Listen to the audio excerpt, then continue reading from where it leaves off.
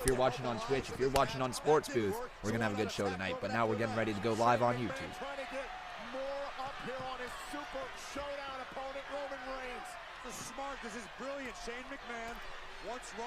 Ladies and gentlemen, boys and girls, children of all ages, how you folks doing? Welcome to another edition of WWE Monday Night Raw. I'm your host, Conman167, and I'm going to be live with you guys for the next 3 hours or so.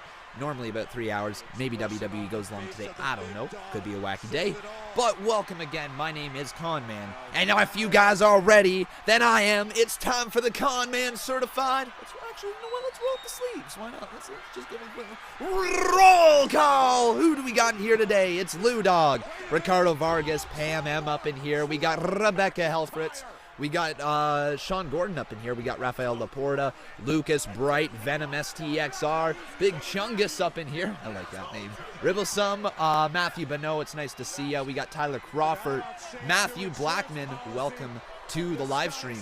And saying turn it down, is WWE a little bit loud in the background, guys? If it is, let me know. How do we got people over there in the Twitch chat? I see awesome 777776. Nice to see ya. Juicy Ginger. That's a cool name. How you doing? Welcome to the live stream as well. So yes, folks, this is going to be a good show. I'm really excited for today. And if you know what, folks, let's just jump right into it. Lots to talk about. This is the fallout show, technically, of the first ever All Elite Wrestling pay-per-view. I know that's a completely different brand, and I know some people are going to be like, hey, Conman, don't talk about it because I'm a WWE fanboy, but it's okay. All right, we're going to talk about it today because it's news. It's stuff, it's things that have changed the entire wrestling world. Amazing, amazing show. All Elite Wrestling, Double or Nothing. If you guys have not seen it, highly recommend to check it out. We'll talk all about that here throughout the show today. But on Monday Night Raw, what do we have in store for us? Well, we have Brock Lesnar, who is going to be making his official announcement who he's going to be cashing in Money in the Bank on. Now, that's a little bit weird because Money in the Bank is usually for surprise cash-ins. However, the Beast in the Bank does not need to cash in surprisingly, and so as a result, he is going to announce to the entire world tonight that who he's going to be cashing in on. So yeah, that's it. That's intriguing for me. I think it's going to be interesting.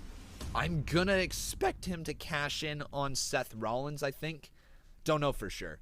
We're also going to see the future of the United States Championship, whether that's with Samoa Joe or Rey Mysterio as their champion, because we know Rey Mysterio is injured. There was obviously that botched call at Money in the Bank, which kind of left everything up in arms. We don't really know what's going on with the United States Championship picture. The 24/7 Championship chaos is going to continue, so that's kind of fun. We're going to see more 24/7 chaos tonight.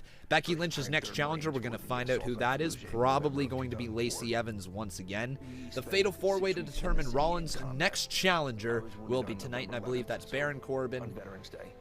No, not Baron Corbin. Sorry, what am I saying? That is AJ Styles, Braun Strowman. Who else was in that match? The Miz and Bobby Lashley. There we go. Those are the four. So, interesting Fatal 4-Way match. I mean, probably not going to be Braun Strowman or Bobby Lashley, considering they're facing each other at the event in Saudi Arabia, Super Showdown. So, it's probably going to be either The Miz or, more likely than not, AJ Styles, because WWE loves to promote these matches as one-offs, and then they like to milk the match even more once it's been a good match. So WWE's probably going to go back to the well with AJ Styles versus Seth Rollins. That could sell money, that could sell tickets. But I would be surprised if they go Miz versus Rollins, because that would be a fresh matchup, and why not? It would give people a reason to watch the product, you know? And right now we don't have many reasons to watch Super Showdown. There's a few, we don't have many though. That's for sure. But welcome everybody again to the live stream. My name is Con, and if you guys could leave a like on this video, that'd be greatly appreciated. Also making sure you are subscribed to the channel and making sure that you turn those notifications on. Alright, but here we go. Let's see how WWE responds to All Elite Wrestling tonight. I don't know if we're going to have a major show in terms of groundbreaking changes with WWE or anything like that, but we're probably going to see a legend return or two, probably hyping up Saudi Arabia a little bit more. We're going to see a lot more 24/7 chaos because obviously that has been drawing numbers on YouTube. Fans are really enjoying the chaotic scene of the 24/7 championship. So probably that's going to be something that we see happen tonight. And you might see a proper build. But the thing is that we are stuck in this weird time where WWE is trying to say, okay, we're going to be competitive, we're going to put forward a good product. Meanwhile, they're trying to build to a pay-per-view that not a single fan out there cares about or wants to care about because of the scumminess behind where the pay-per-view is held and everything that is going on with the pay-per-view in Saudi Arabia. You know, fans see through that, and we do not wish to support a show like that, yet we have to try to buy in as wrestling fans and care about the characters because it's considered, you know, logical storylines in WWE's mind. In ours, not so much. Regardless, though, here we go. It's time for Monday Night Raw. Ooh, Brock Lesnar, okay. And we are here live on Monday Night Raw, and Mr. Money in the Bank, the Beast, Brock Lesnar is here. Oh, that Brock Party t-shirt. T-shirt. Look at that. Momentarily, he is going to reveal which champion he will cash in his Money in the Bank contract on. Will it be the WWE Champion or the Universal Interesting. Champion? And we're going to find out. Ooh, actually, we're going to get Kofi Kingston right here, so I guess we're starting out with the New Day, the WWE Champion. All right, I can get behind that. Folks, let's get a Kofi chant going on in the chat. Kofi, Kofi, Kofi. And Kofi Kingston, the pancake throwing WWE champion, is here. Still as over as ever inside the WWE. It's nice to see. Welcome, though, again to the live stream, everybody. My name is Conman167. Continue to leave a like on this video if you're enjoying what you see. Make sure you are subscribed and turn those notifications on. You can always drop a donation if you guys enjoy the show. $1 or $2 helps support the channel and keeps it running for everybody here. But Kofi Kingston, the WWE Champion, obviously the wild card tonight, 1 of 4. So we're starting off with SmackDown Live superstar Kofi Kingston. And I saw lots of jokes about the wild card with Dean Ambrose / John Moxley, and I just thought that was freaking funny. So if anybody thought of that here in the chat, that the wild card rule be running wild on All Elite Wrestling as well, and that's why Dean Ambrose showed up at All Elite Wrestling Double or Nothing. It's kind of funny. I give you props, folks, for thinking that type of stuff right there. But yeah, it's a little bit difficult to keep track of people, which brands they're actually on at this point.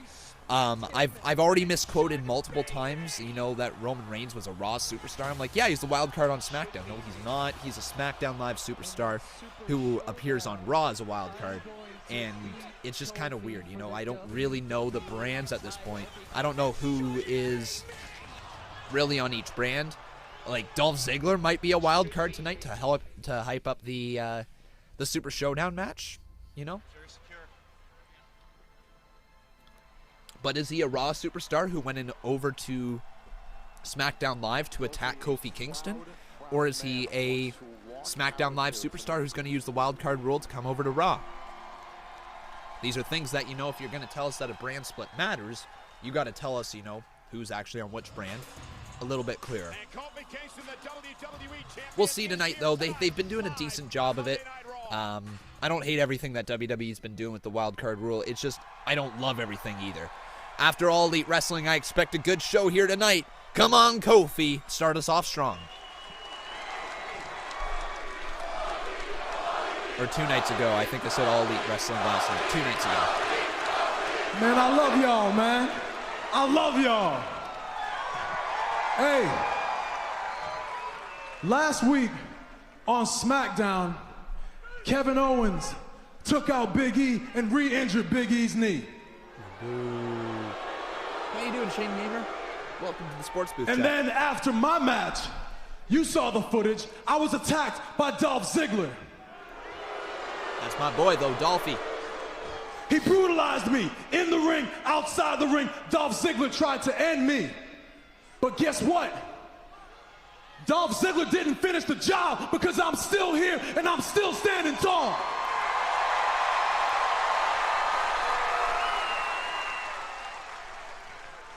And when the time is right, I will address Dolph Ziggler, but he's not why I'm here tonight.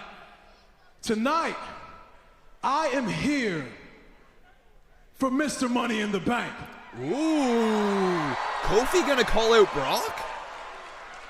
Paul Heyman said that tonight was the night that Brock chooses his opponent. And I consider myself to be not only a fighting champion, but when it's all said and done, I want to be one of the greatest WWE champions of all time. And I can't think of a better way to do that than by beating Brock Lesnar.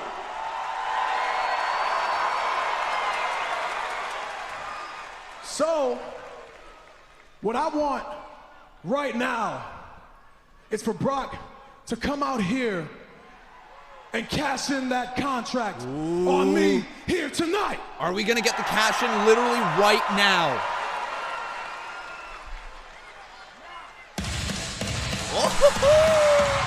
It's time for both of the WWE World Champs to be in the same room. And everybody say it with me for Seth Rollins to burn it down. Woo! Here comes Sethy Poo, the WWE Universal Champion with that big red belt around his waist.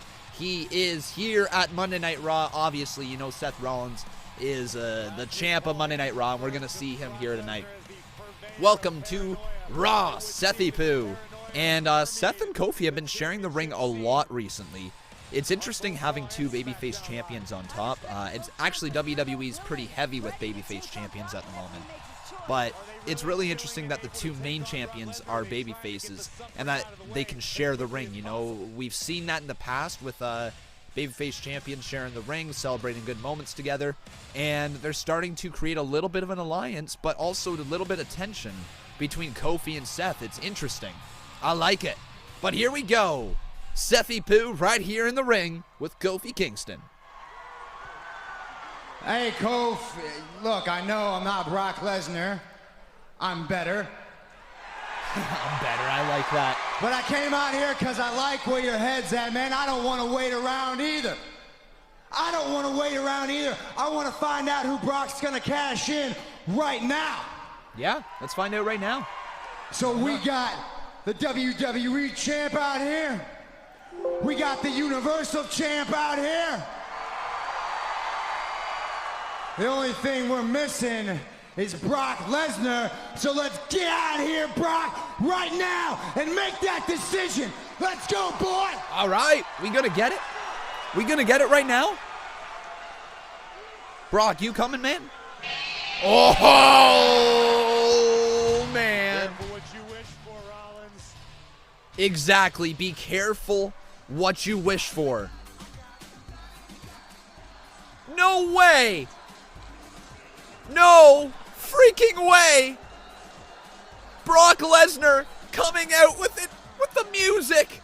He's got the boombox. It's a Brock party up in here. Yeah, man. Listen to this music. I don't really understand what's happening right now. Woo. It's a beast box, obviously. Yeah, Brock. This is egregious. Lesnar wants to change the sound. He completely changed the sound of his entrance music with the Brock box. Oh, man. That's awesome, folks. The Suplex City has a Brock party. Oh, I messed that one up. Let me try that one again. Suplex City has a Brock party going on. And the only two people invited are Rollins and Kofi Kingston. That was a terrible call. I apologize to anybody who had to sit through that. But man, Brock Lesnar is here. Woo! It's what you like to see. A little bit of charisma from Brock. We know it's there. Like, Brock has had charisma in the past, and he's showing it right now. Brock skipping around the ring. Are you kidding?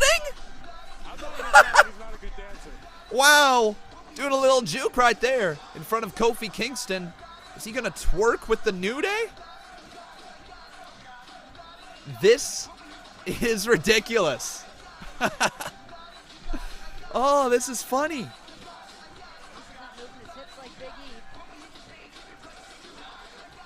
Yeah, listen to that.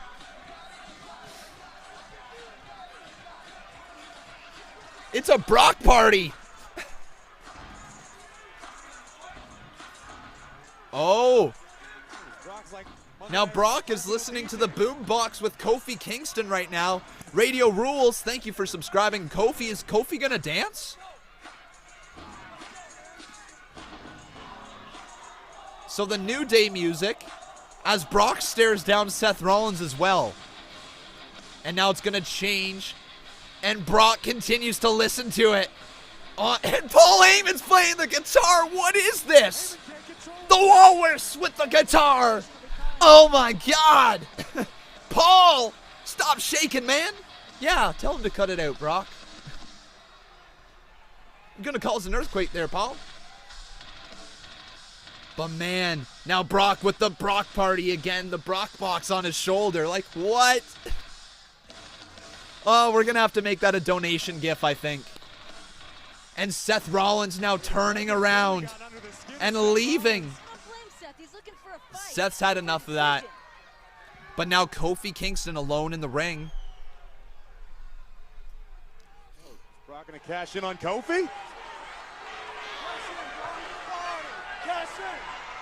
Kofi telling Brock to cash in. You know, isn't it just like Seth Rollins to just pee on everybody's parade? My client, Brock Lesnar. Folks, leave a like for the Brock party. Was going to announce right here, right now, against whom he was going to cash in the Money in the Bank contract, but Seth Rollins ruined our Brock party. No, there's no booing Brock Lesnar. Oh, there's booing Brock Lesnar. Yeah, listen to those boos. There's booing Brock Lesnar. All due respect, champ, don't blame us. Blame Seth Rollins. And I guess we're not going to get it right now. No decision has been made. So Brock Lesnar still holds the contract, and we're still that's our opening segment of the night. All right, interesting. Interesting. It's different. I mean, that's going to be shared all... Oh, Dolph from behind. No. Oh, no. Dolph Ziggler attacking him from behind. Dolph Ziggler just attacking Kofi Kingston from behind. What the hell? And Brock Lesnar sitting right near him, and he could... Oh, zigzag on the outside. On the steel, and Dolph Ziggler just absolutely attacked Kofi Kingston. No! for the second time in less than a week. Michael Cole saying that exactly correctly. For the second time in less than a week, Dolph Ziggler is attacking the WWE Champion, Kofi Kingston. And now he's got the steel chair. Oh, going for Xavier Woods. Xavier Woods, one of the wildcard members here today, I guess. And now Xavier going right after Dolph Ziggler. Sends him back inside the ring, but Xavier Woods chases Dolph away. And I guess that's what we're going to get there. So Xavier Woods making the save for Kofi Kingston as Dolph Ziggler runs away. And that's how we start off Monday Night Raw. All right. Interesting. People saying that Brock could have cashed in. Kofi really was not down for that long, so maybe not. Let me just write that down. Brock party. Cool. All right. So, everybody, welcome again to the live stream. My name is Conman, and if you guys are excited to be here, make sure you leave a thumbs up on this video. Also, making sure you subscribe to the channel, as I'd love to see your name pop up on the top left-hand corner. I see you fools over there in the Twitch chat. It's nice to see you all over there. Make sure you say hi. I'm going to do a quick little roll call for the people over in the Twitch chat. So say hello, my friends, as we're going to say hi to Sportsperson123, Nasty Boy Nathan87, The Real King Sammy, P Cash 167. We have also Time of Lightning 29 over there. Welcome to the live stream, my friend. And Zachary Dixon is now hosting me. Thank you so much, my friend. It's good to see you guys over there. Zachary K. Dixon, again, welcome to the live stream. Jackpot City Casino, a whole world of casino games. But yeah, It's really hard to find a place to stay online, isn't it? So many different websites. I'm for very, houses, apartments, hotels. very intrigued to see what WWE does here today.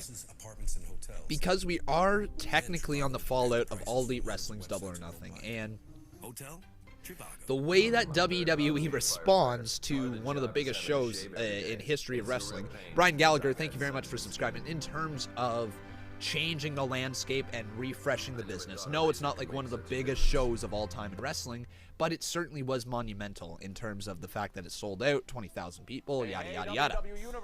Anyways, I'm surprised that the way that WWE starts off is by going out there with something like Brock Party. But the thing is the Brock Party is exactly what WWE is going to hope that catches online. People are going to talk about it. T-shirts are going to go. People are going to watch the clips on YouTube. It's just going to be entertaining. And I'm not going to lie, that was entertaining. It was fun to start off the show. I enjoyed AEW as well, but you know what? We're going to be able to enjoy both of them. And just because All Elite Wrestling is here and All Elite Wrestling is very, very, very entertaining, does not also mean that WWE's style of entertainment can't be entertaining. So we're going to give everything that WWE does an equal and fair chance. Technical friends, thanks for subscribing. But I will be critical of them both. Like, over the time, I will definitely be critical over both AEW and WWE. If there are things that I do not agree with, I will let you guys know. If there's things that I like, I will let you know, and I will obviously give my honest opinion on both shows. So that's what you can expect kind of here. I'm excited for both shows. I hope both shows can thrive, and I just want there to be a little bit of a war, just a tiny one, because it makes it fun for the viewer. I don't want there to be a war in the sense that, you know, you have to pick a side and that it's going to be bad. Oh no! Hang on, we're going to stop talking about AEW, as now Dolph Ziggler's went right back on the attack for Xavier Woods from behind. And now Xavier Woods and Dolph Ziggler are brawling here right after the commercial break. Dolph Ziggler tucked his tail and ran away, but now attacking Xavier from behind again. Right hands blowing after an oh my god, another right hand from Xavier Woods, who knocks him down, and now they're marching back down towards the ring. I believe we're going to get a match between Xavier Woods and Dolph Ziggler here on Monday Night Raw. Not too shabby, however, it is two SmackDown Live superstars making full advantage of the of the wild card rule here on Monday Night Raw. Xavier Woods, right hand over and over again to Dolph Ziggler, but Dolph just sends him to the outside of the ring. Oh, man. And now, just prying the eyes back of Xavier. No, X, come on. Don't do that, man. What did Xavier Woods do to you? What did he do to you, Dolph?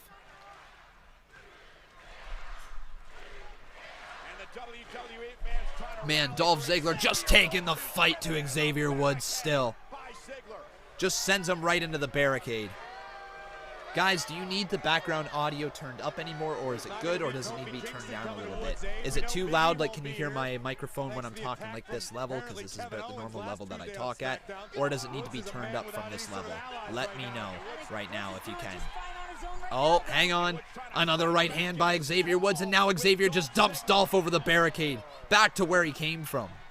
And Woods taking the fight out into the WWE Universe. Xavier drops the elbow off the barricade. And man, Dolph is getting beat the F up. It is good, it's good, turn up, it's perfect, dude. More people saying it's good. Okay, cool. Oh, Dolph gets sent over the other barricade now.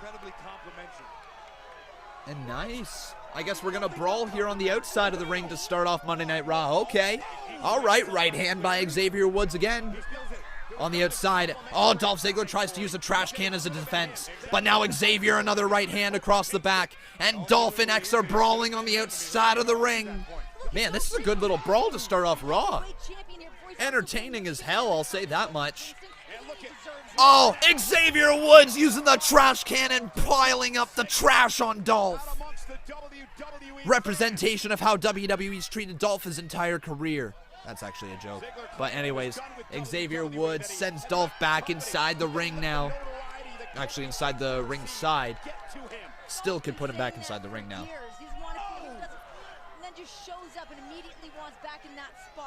Crowd chanting AEW. Were some people chanting AEW? Really? Interesting. All right, man, so far this brawl's pretty good. So Dolph Ziggler now This furthers the feud with Kofi Kingston. Obviously, Kofi Kingston just got attacked, but like, he wasn't down for too long. All he did was take a zigzag on the steel. I guess they're really selling the power of the zigzag, even though they haven't done that the entire career. But man, Dolph cracks the steel chair across the back of Xavier. And another one. Another steel chair cracking across the back. Xavier's getting absolutely destroyed right now, courtesy of Dolph Ziggler, and I realize that I don't have anybody up here on the screen. But man, Dolph just reaching on the eyes of Xavier Woods. Man, Xavier's taken a lot of punishment for Kofi Kingston. Interesting the way that they're booking him. Very interesting the way that they book him, because I'll talk about it in a sec, actually. Dolph Ziggler with another steel chair shot to the back of X. Because here's the thing that WWE is trying to do with this, and I'm starting to see the way that they're booking him. They want to position Kofi Kingston to get the babyface support, but the way that Kofi Kingston has gotten a lot of his sympathy over the years is through being a part of the New Day. And what they're trying to do now is they're trying to bring that sympathy to this main event title picture without, actually having Kofi Kingston get beat up too much. And so as a result, they put the attacks on Xavier Woods. But here comes Kofi Kingston back down to the ring with a steel chair. And there you go. That is perfect booking. That's booking 101 for a babyface. Kofi Kingston chases off Dolph, and that's another commercial break. Are you kidding? That's another commercial break. This is what it was all really? for. A shot. Is that Greatness. really? It's not gonna be easy. Really? It's not supposed to be easy. We're not here to take part. Commercial break there? Didn't we just have one? I thought we just had a commercial break. That might be just me making stuff up. I know that TV deals and everything, you have to live up to commercial breaks and slot them in, but man, that was really, really bad timing. We are currently 25 minutes into the show and we have seen zero wrestling. Did you know that a dirty CPAP It's not boring. Definitely not boring, but man, we've seen zero wrestling so far. That commercial break was bad. So far we've gotten Brock Lesnar dancing, a stare down, promising that he was going to say who he's going to cash in on. He doesn't get that right now. That's fine. Try So Clean now. And then we got a Dolph Ziggler attack from behind, which I'm okay with. That kind of paints the...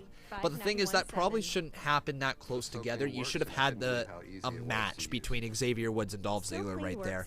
I don't know what they're setting up right now. If this is not setting up a match, then I think this is a whole waste of time, to be 100% honest.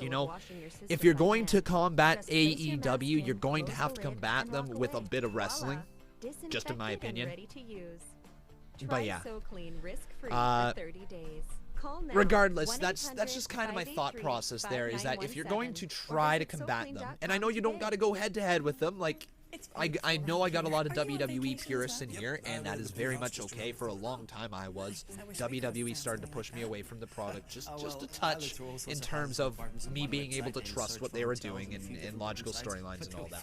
Not saying that I'm an all elite guy, definitely not completely all elite, definitely not completely WWE anymore either though.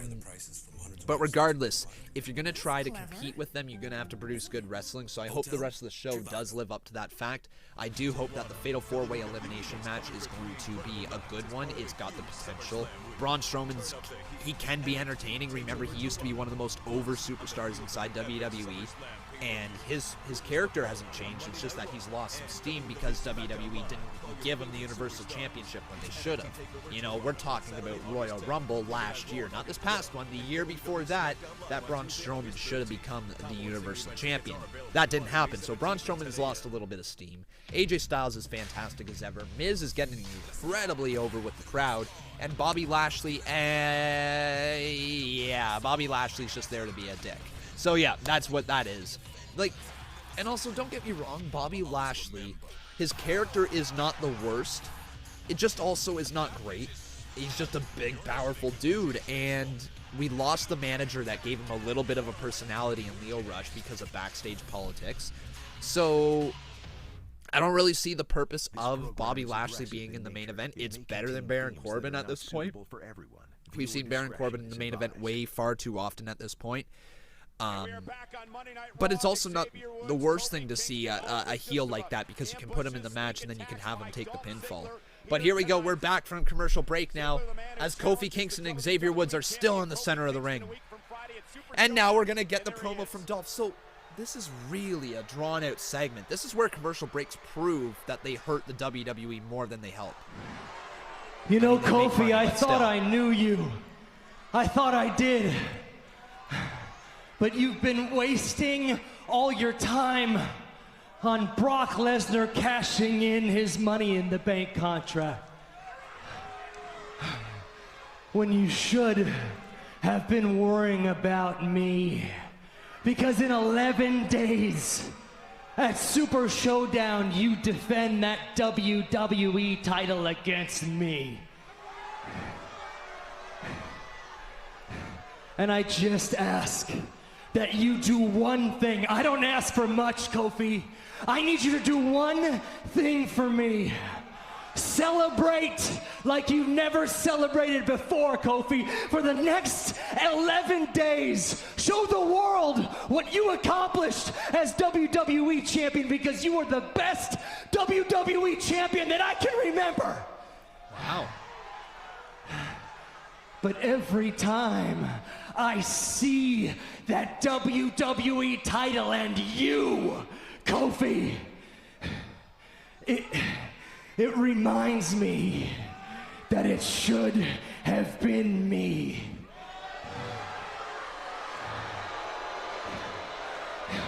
Kofi, I admire you. I admire you, Kofi. I really do. Since day one, you've had two men, two friends, to watch your back every step of the way. And when some people said you were nothing but a B+ player, I called them liars. I defended you because I know how good you are. I know how damn good you are for that title.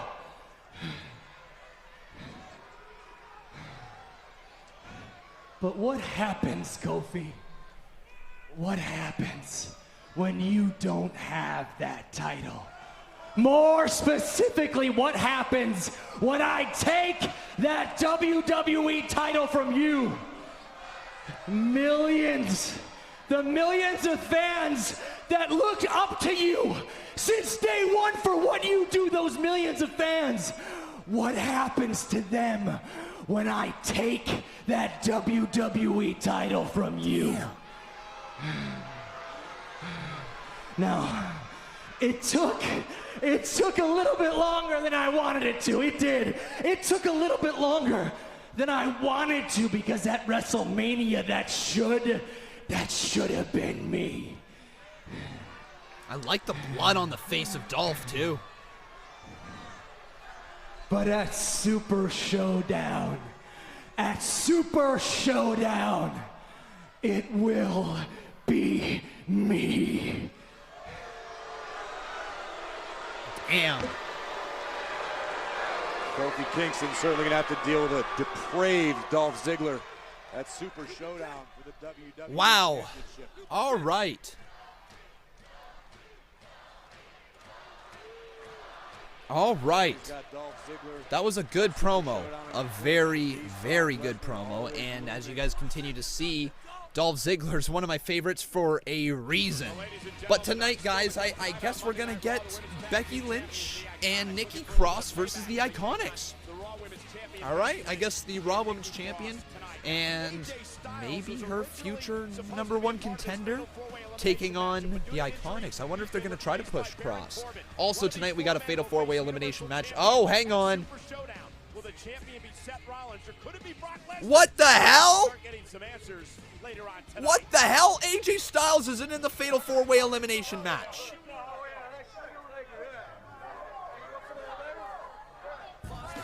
What the hell? Did they just take AJ Styles out, or did I misread that earlier? Was that misrepresented on Twitter?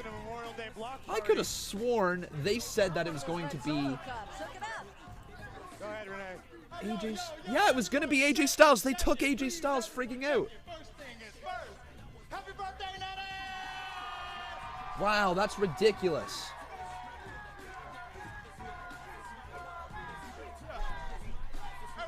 Everybody's backstage though right now. Here's Usos. This party is lit. Everybody is invited. You know what Drake Maverick with the sign. Everybody. Oh, no. Even the revival? Hell no. Anyways, we about to turn up. Welcome to the Uso Block Party. The Uso Block Party. All right. Shane O'Mac backstage. Guys, we're at 8:33. No wrestling yet. Just looking for you. You know, I just found out that you're competing tonight. It's a little out of the ordinary. Do you care to explain? Sure, I'm ready to go. I got Roman Reigns coming up at Super Showdown, and I'm going to beat him down, just like I'm going to beat down my opponent tonight. You ready to go? Let's rock. Here's Drew alongside of Shane O'Mac. You got this. Okay. So going through everything. You feeling good about it? Yeah, I'm ready. All right. So people saying that AJ Styles is injured. Let me quickly take to Twitter here. I'm gonna find out. So AJ Styles. One sec. I gotta send this tweet out right now. I don't know how much work Shane O'Mac plans on doing today. I think all that heavy lifting can be left to the Scottish psychopath. How dare you, Renee? You're talking about the best in the world. So who's Shane O'Mac gonna face? Sure, it's some top tier. One sec, guys. Sorry, I just want to continue this here.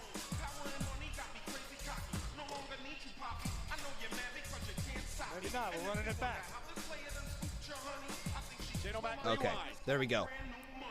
So Shane telling him to come back. Guys, why are we wasting more time? Gotta warm up. He's in action. Next.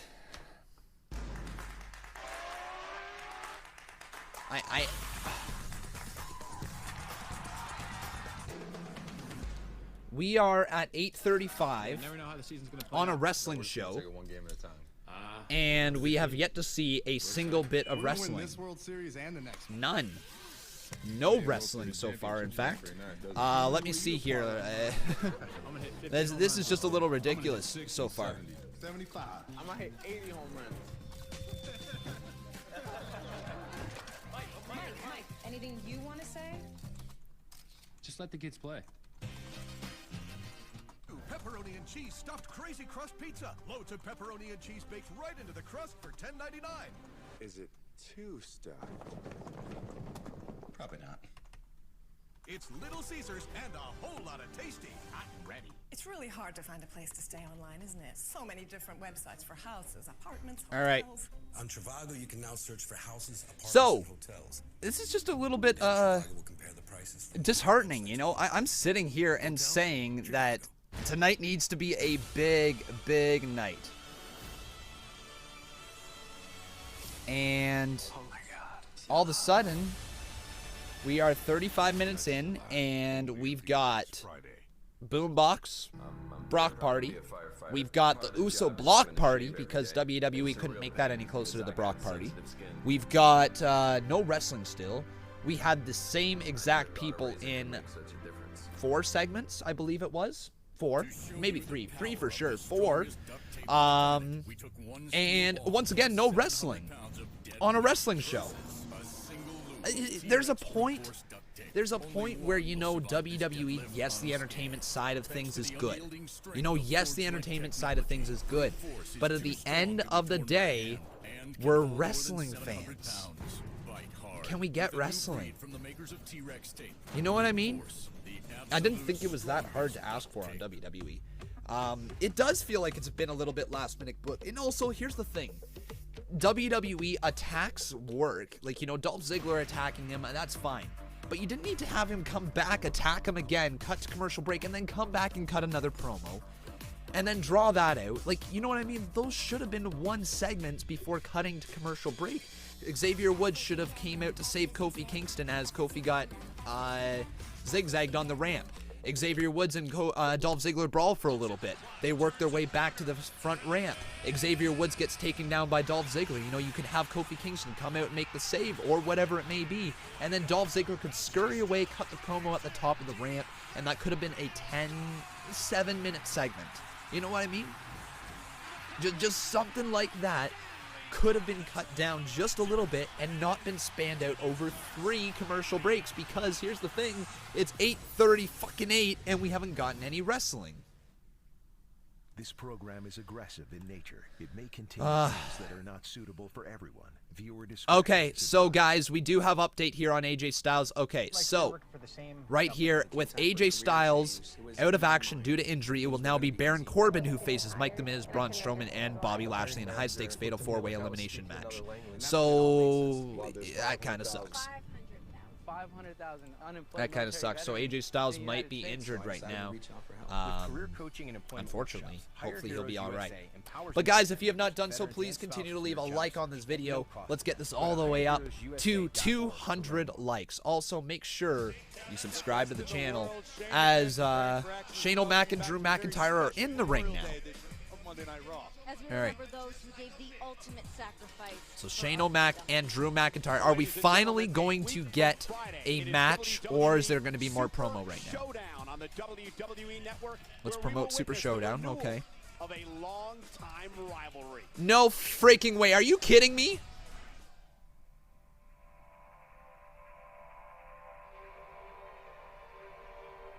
Are you kidding me? We're gonna get the exact same promo package that we got last week, and it's 8:39 right now, 40 minutes into the show, and we have gotten 0 wrestling. Like, this is ridiculous. 40 minutes into the show. How is this the wrestling world that we have right now?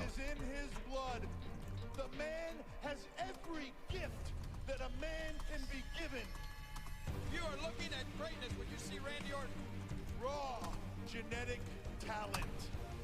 Randy Orton is 1 in a million. Wow. Like, I'm blown away. I'm blown away right now, guys. We're 40 minutes into the show and we're getting a promo package for Triple H, Randy Orton for Saudi Arabia.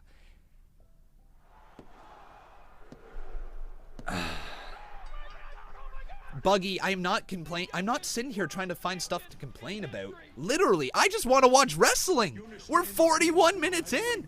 Like, seriously, Buggy, like, how can you defend this? Brock Lesnar boxing to a boom box, the Brock box, whatever you want to call it. Fun. That was fun. Hey, that was good. I enjoyed that. Let's continue that. I enjoyed the brawl between Dolph Ziggler and Kofi Kingston.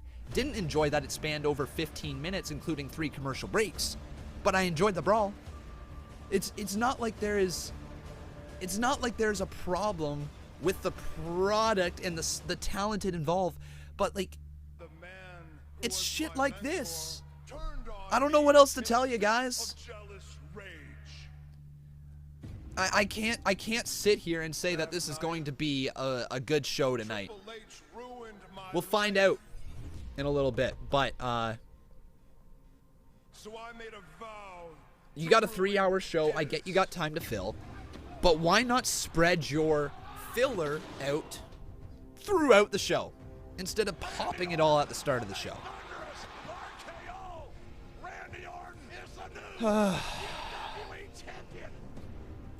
Triple H, you need to remember exactly who you're dealing with. Yeah, like, stuff like this needs to go, guys. We've got when you're focused on talent from yesteryear, you don't allow talent from today to grow. Randy Orton is a legend in the business. He doesn't need a 5-6 minute promo package that we've already seen last week. You know, like, here's the thing that promo packages used to be really good for. you would show them before the match, and everybody would get hyped up for the match, and it made it feel like, you know, it was something special. Pay-per-views were special because you got promo packages, you got the recap. Think of WrestleMania matches where you're sitting there waiting for WrestleMania main event. It's WrestleMania 15 and you're like, okay, I'm ready for this main event, and you have a 5-minute promo package beforehand that gets you hyped up for the match, and then you're good to go, and you're like, yes, this is why I love wrestling. That was amazing. It feels like it was worth the money for the pay-per-view. And then you get shown the exact same video package on Monday Night Raw these days, and once you get to the pay-per-view, you're like, oh, I've seen this already. Why would I care? Like, they're good video packages. I've seen it already. You're hyping up a show that we do not care about, and you are telling us directly to our faces to forget about the talent that you have inside your own company. Focus on yesteryear's talent and forget about the talent that we have here today, because we're too busy taking up 5-10 minutes with a promo package about Super Showdown. And meanwhile, this entire time, Shane McMahon and Drew McIntyre, one of the biggest stars you have in the company right now, sitting there in the ring for the live crowd, and they're like, what the hell are we watching? Finally, we're going to get to a promo again, and it's 8:45 and no more wrestling. Like, we haven't had any. You know, the McMahon family and the Samoan dynasty has gone on for generations. Long before there was a Shane McMahon or a Roman Reigns. See, these two pillars of the WWE community have all gone down to one thing, and they've all circled around the issue of respect. Respect was ingrained in me ever since I was a little boy. However, and unfortunately, it was not for one Roman Reigns, because how on earth could you explain how Roman Reigns could strike down the patriarch of the WWE, my father, the benevolent Vincent Kennedy McMahon? Again, what type of human being can strike down another man's father? The answer is Roman Reigns, obviously. And look who Roman is representing. I mean, you go way back to the High Chief. I never thought I would have Peter to chant this, but go search your history books on that name I just got out there. Perhaps That's you may know this Don't name. chant that, guys. His grandson. How about this? The Rock. We want wrestling. We want How about wrestling. Yokozuna? The Head Shrinkers and the Usos, and the list goes on and on. But two specific individuals that perhaps were the most vicious of all time and feared were known as the Wild Samoans. Alpha and Roman Reigns' father, Sika. You see, I grew up knowing Alpha and Sika very well, and perhaps I know them actually even better than Roman Reigns does himself, because I have always had a front row seat to watch all of their accomplishments and, of course, all of their mistakes. Now, I'm not out here to use this platform. I'm going to take a page out of my father's book, and I'm not going to disparage the Wild Samoans, because you know why? That's just not in me. It's just not in me. It's not part of my DNA. Because my father was always there to clean up Alpha and Sika's mistakes. So as it gets down to one specific thing, I am here representing the McMahon family, and I am ready to fight. The question is, who from the Samoan dynasty is going to walk down that aisle and face me in the ring? Because that person is up next, and he's taking on the best in the world. So listen to this. Oh my God, who's it going to be? Who's coming out to face Shane O'Mac? And we're going to find out after the commercial break, because of course we are. WWE is literally going to make us wait an hour into the show before we had any wrestling. And the first freaking wrestling match we're going to get is against Shane freaking McMahon.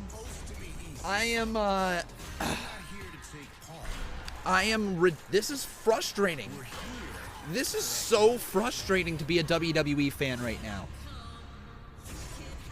Literally, WWE. I gotta ask you something, man. Are you fucking serious? This is your answer to one of... This is your freaking answer to one of the best shows wrestling has ever put on. Ever. I don't even know what I'm doing with my camera. Why am I setting it up like that? All Elite Wrestling, Double or Nothing, puts on an amazing wrestling show. They attack you personally, Triple H, by taking a sledgehammer and going down on the Golden Throne. Cody Rhodes sends a direct message. Jon Moxley, former Dean Ambrose, Cody Rhodes flipping you off on Twitter, and you answer with no wrestling. No wrestling.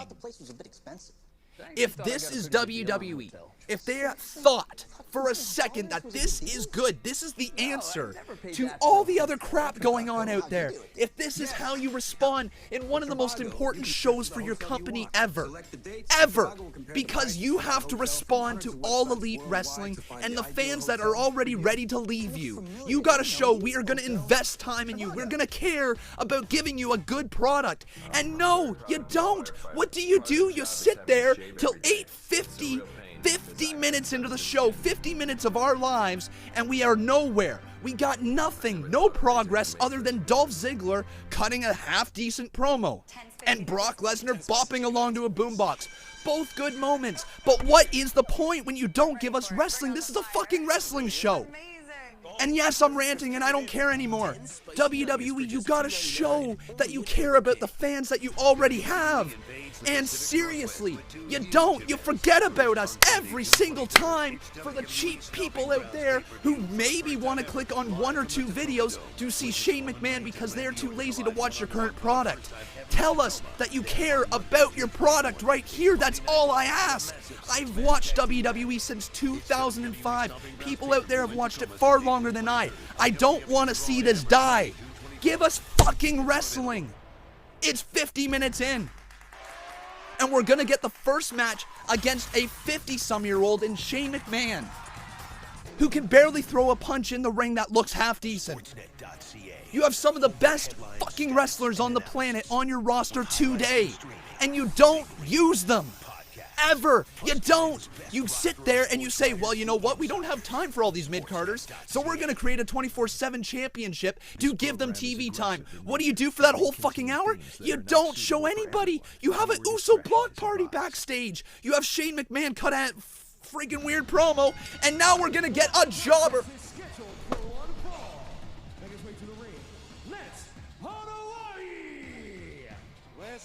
This is one of Roman Reigns' cousins, widely regarded. We're getting a freaking jobber. Yes, he's Roman Reigns' cousin right now. The first match, 50 fucking minutes in, is a jobber. Is a guy who's never been on WWE TV before. I don't know what to say about this godforsaken company. WWE, you're dead. You're done. AEW's got you. Oh. No, we're not even gonna get the freaking match! Drew McIntyre, though, attacking him right now, and I don't even know what to do right now.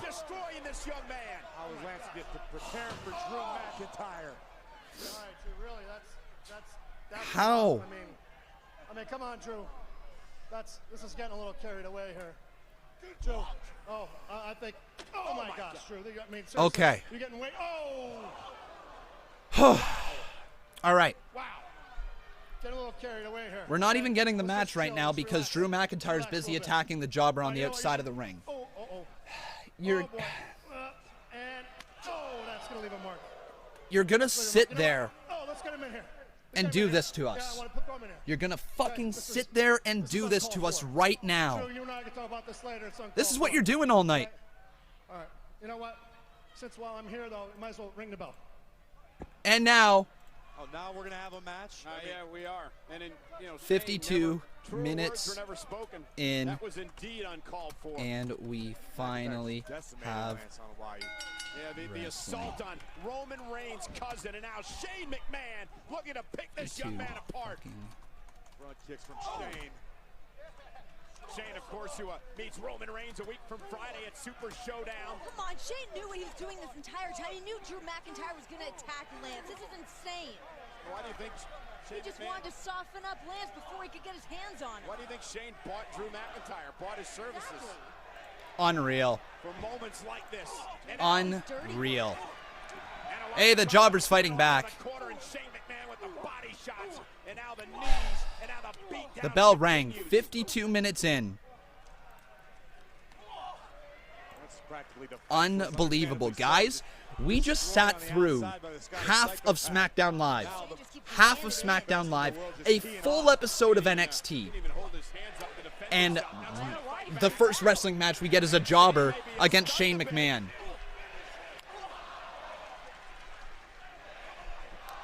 This is awful. They're chanting, "This is awful." Your live fucking crowd, who's supposed to be hardcore, or not even hardcore fans, casual fans, knows this is bad. And now Shane McMahon with a direct shot there to the, like a back elbow delivered, and that was a shot to Chris Jericho there. Now I'm going to turn him over, triangle choke, it's going to be over. All over. Shane McMahon, a 50-something-year-old man, just defeated an Illinois. That's what it is. He's about to tap out. There you go. Tap out. Bye-bye. That's, Here's your winner by submission, the best in the world, Shane McMahon. Unreal. You know what, Glenn Cross? I'm going to keep whining because it's that bad. It really is. Give him one. Give him one. Hit him once. Let him. Oh!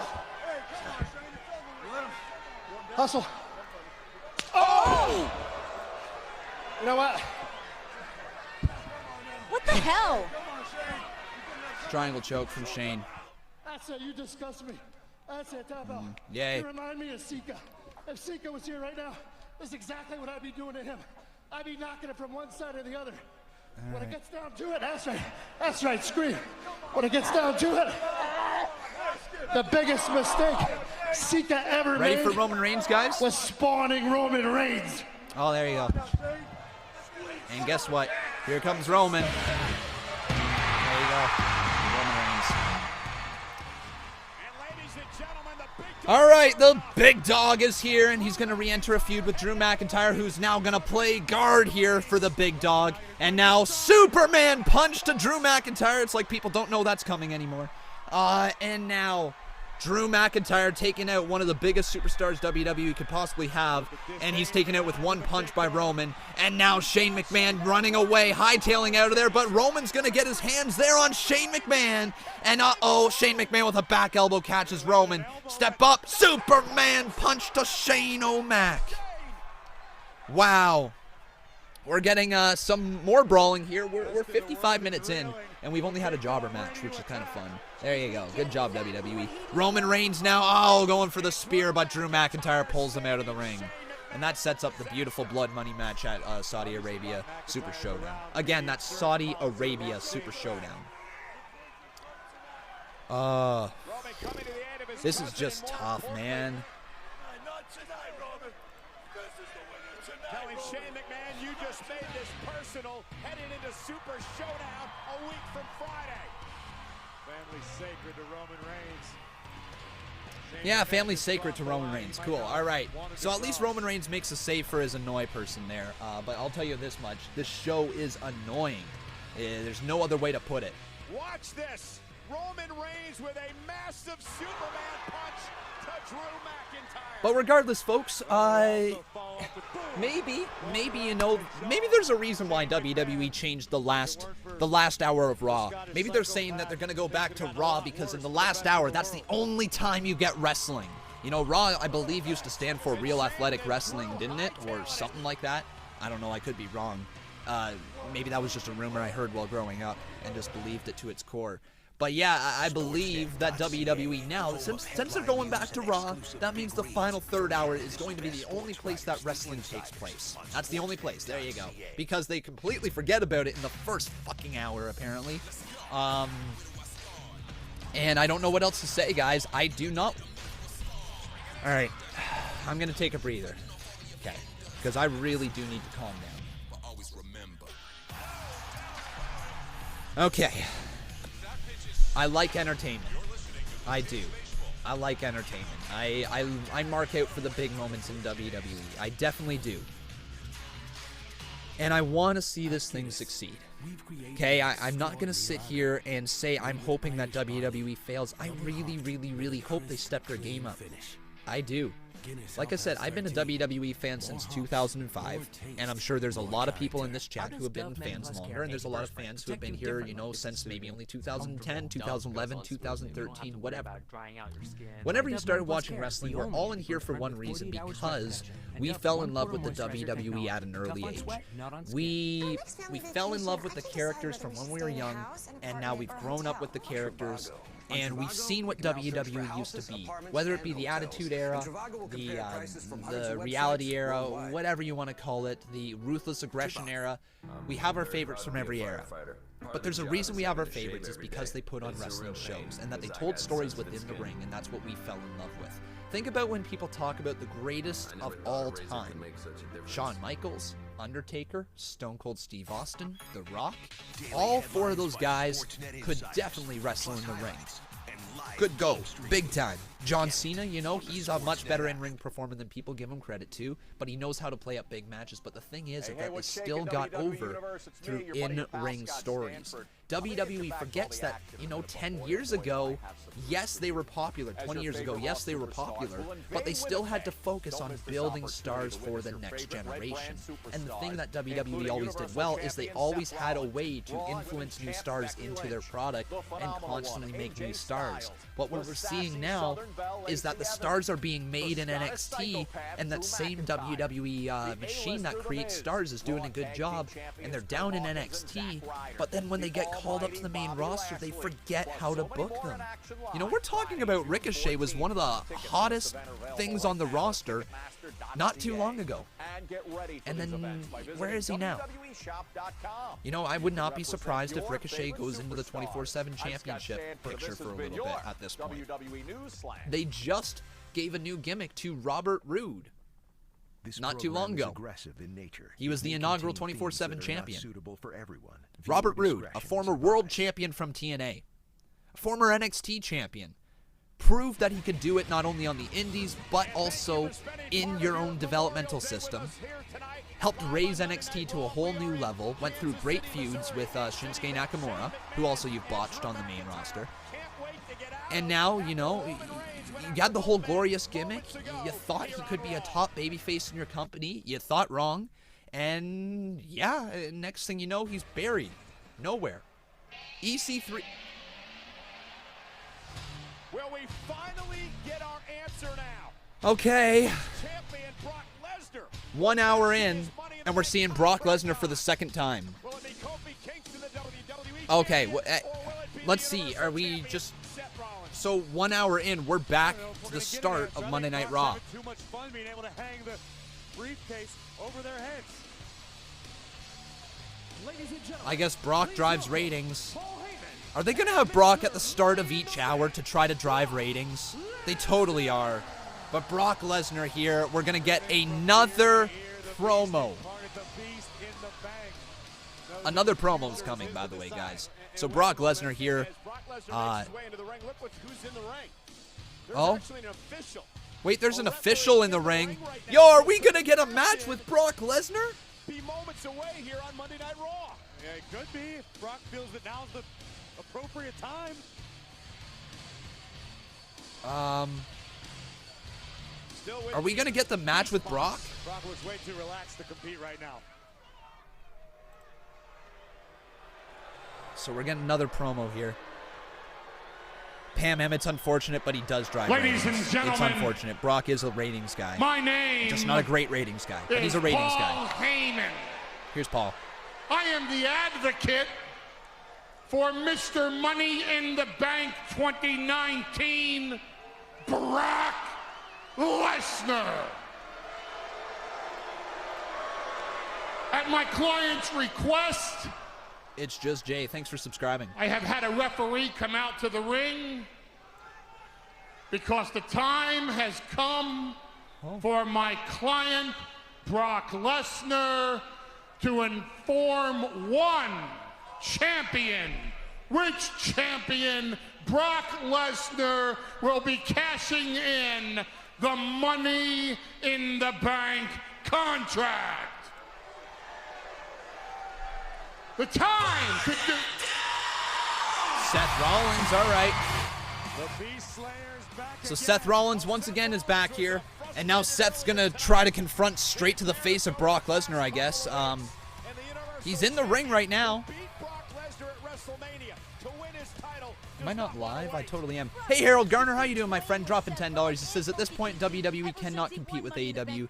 Give first hour 0 out of 10. I absolutely agree. Harold Garner, thank you so much for your $10 donation, buddy. I really do appreciate it. We're going to roll that your donation after this promo, okay? Let me explain something to you. You see this right here? Gamer Freak, thanks for subscribing. This is my life, Lesnar. Yeah, I see that. Shut your mouth. Wow. This is my life. This is what I work for every single day, what I sacrifice for every single day. And you come out here and you make a mockery out of it. And not because you walk out here with your stupid little beatbox, no. You make a mockery out of it because you are a joke.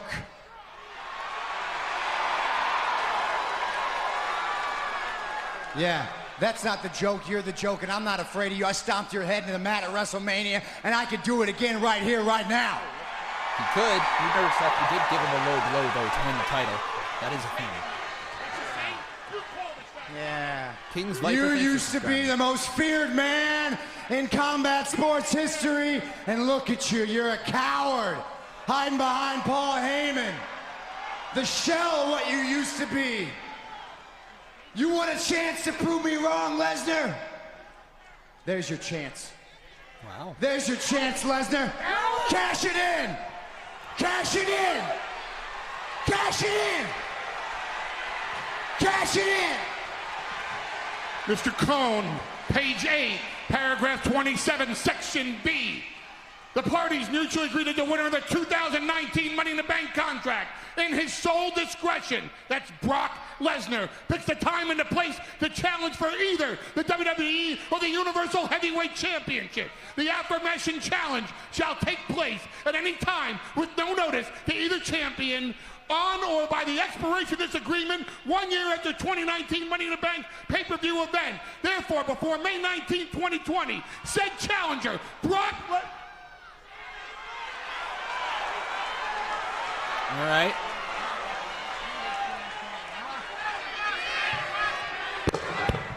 I got a year? Yeah, to cash in. A year! Brock slapping Paul Heyman. Did you know? No, I didn't know. How did you not know? So Brock apparently didn't know.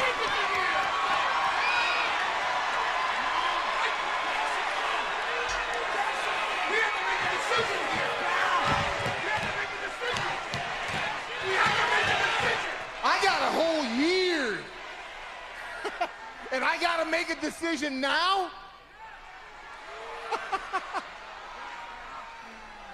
Seth Rollins, screw you.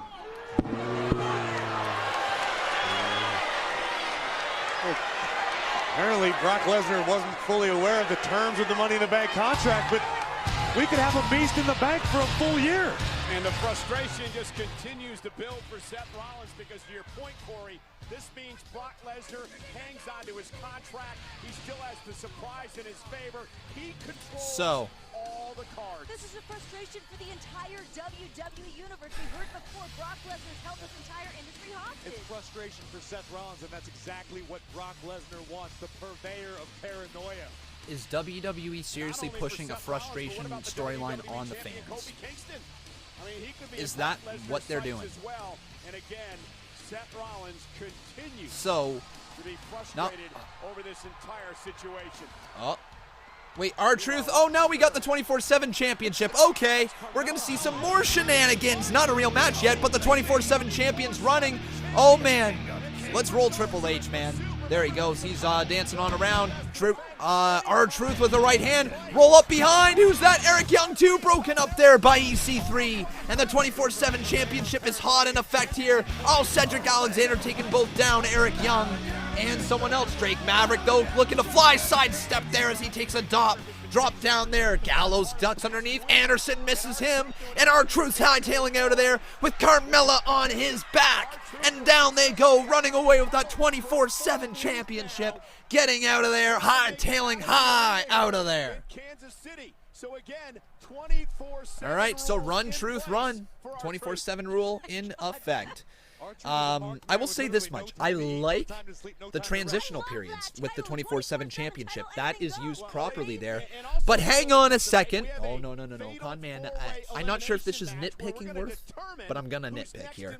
Because didn't WWE just a week ago say that 24/7 championship would only be defended within the final hour of Raw? Wasn't that from the mouths of Mick Foley, and now all of a sudden it's 24/7 championship all the time? I think Mick Foley might have just misspoke there. But yeah, here's AJ Styles backstage. In the fatal four-way match tonight, but it looks like due to injury, you're no longer able to compete and have since been replaced by Baron Corbin. What happened to you? Wow, Baron Corbin. Okay. Well, I'll address that in a second, Ryan. At Money in the That's a Bank, good I question, felt man. a pop in my lower back. And I'm not taking anything away from Seth Rollins. He beat me fair and square right in the middle of the ring. Now, and I want to lie to you and tell you that I'm okay, that I'm ready to go, but that's just not the truth. I wanted to compete tonight. I wanted to face Bobby Lashley, The Miz, and even Braun Strowman. I wanted another opportunity at the Universal Championship. That's not going to happen, at least not tonight. How long do you expect to be out for? Well, some more tests have to be run before we figure out the diagnosis completely. And according to the doctor, I'm not sure. Oh, Baron Corbin attacking AJ Styles. Okay. Right hand from Corbin. Whoa, get out of here! Get out of here! Where? Get up slowly. Get out of here! All right, so to quickly address this comment right here, Ryman, he says, I don't know what's worse, this show or your ranting. Okay. You can't say after 2 shows that AEW will win the war. Where's WCW now? First of all, when you're saying that you think the show is bad as well, my job is to commentate over it. So if you're upset, there's a very good chance I'm upset with the show and the quality of the show. It's bad. It's not good today. Regardless, you're asking where's WCW now? Bought by WWE? Absolutely correct. WCW had the same fanfare when they started. Absolutely correct. WWE still stands. Absolutely correct. It happened before 2005, bro. Absolutely correct. You pointed out all great facts right there. I'm also going to point another fact out here to you. AEW on Saturday sold out 20,000 people. Sold out for 20,000 people at the MGM Grand in Las Vegas. They put on a hell of a show for $50 a pop. Probably got some decent buy rates. I'm waiting to see what the numbers are of that. I thoroughly enjoyed it, and I think that WWE can do better. So, if I think that some indie promotion that starts up, I know it's All Elite Wrestling, I know it's a full-on promotion, but if something like that can do it, why can't WWE? And we're going to get more Firefly Funhouse tonight. Okay, that's exciting. That's some good news right there. Firefly Funhouse comes your way tonight. I'm down for that. But yeah, like it's... I don't want WWE to be bad. Like, I think this is the issue where fans of All Elite Wrestling and fans of WWE are gonna have to try to figure out some common ground. Because I'm not gonna sit here and say I'm picking a side, because I'm not. I'm gonna watch every single episode of Monday Night Raw. I'm gonna watch every single episode of Tuesday Night SmackDown. I'm gonna watch every single WWE pay-per-view. I'm also going to watch every single week of WWE's competition, All Elite Wrestling. I'm going to watch every pay-per-view that I can of All Elite Wrestling. And as long as they continue to produce a good product and give me a reason to keep coming back, I'm going to keep coming back. And I don't think any wrestling fans out there should be saying anything different. If All Elite Wrestling happens to suck and happens to not put on good matches or happens to put on subpar matches than WWE, then you know what, man? Absolutely. Go on back to WWE and don't ever watch All Elite Wrestling.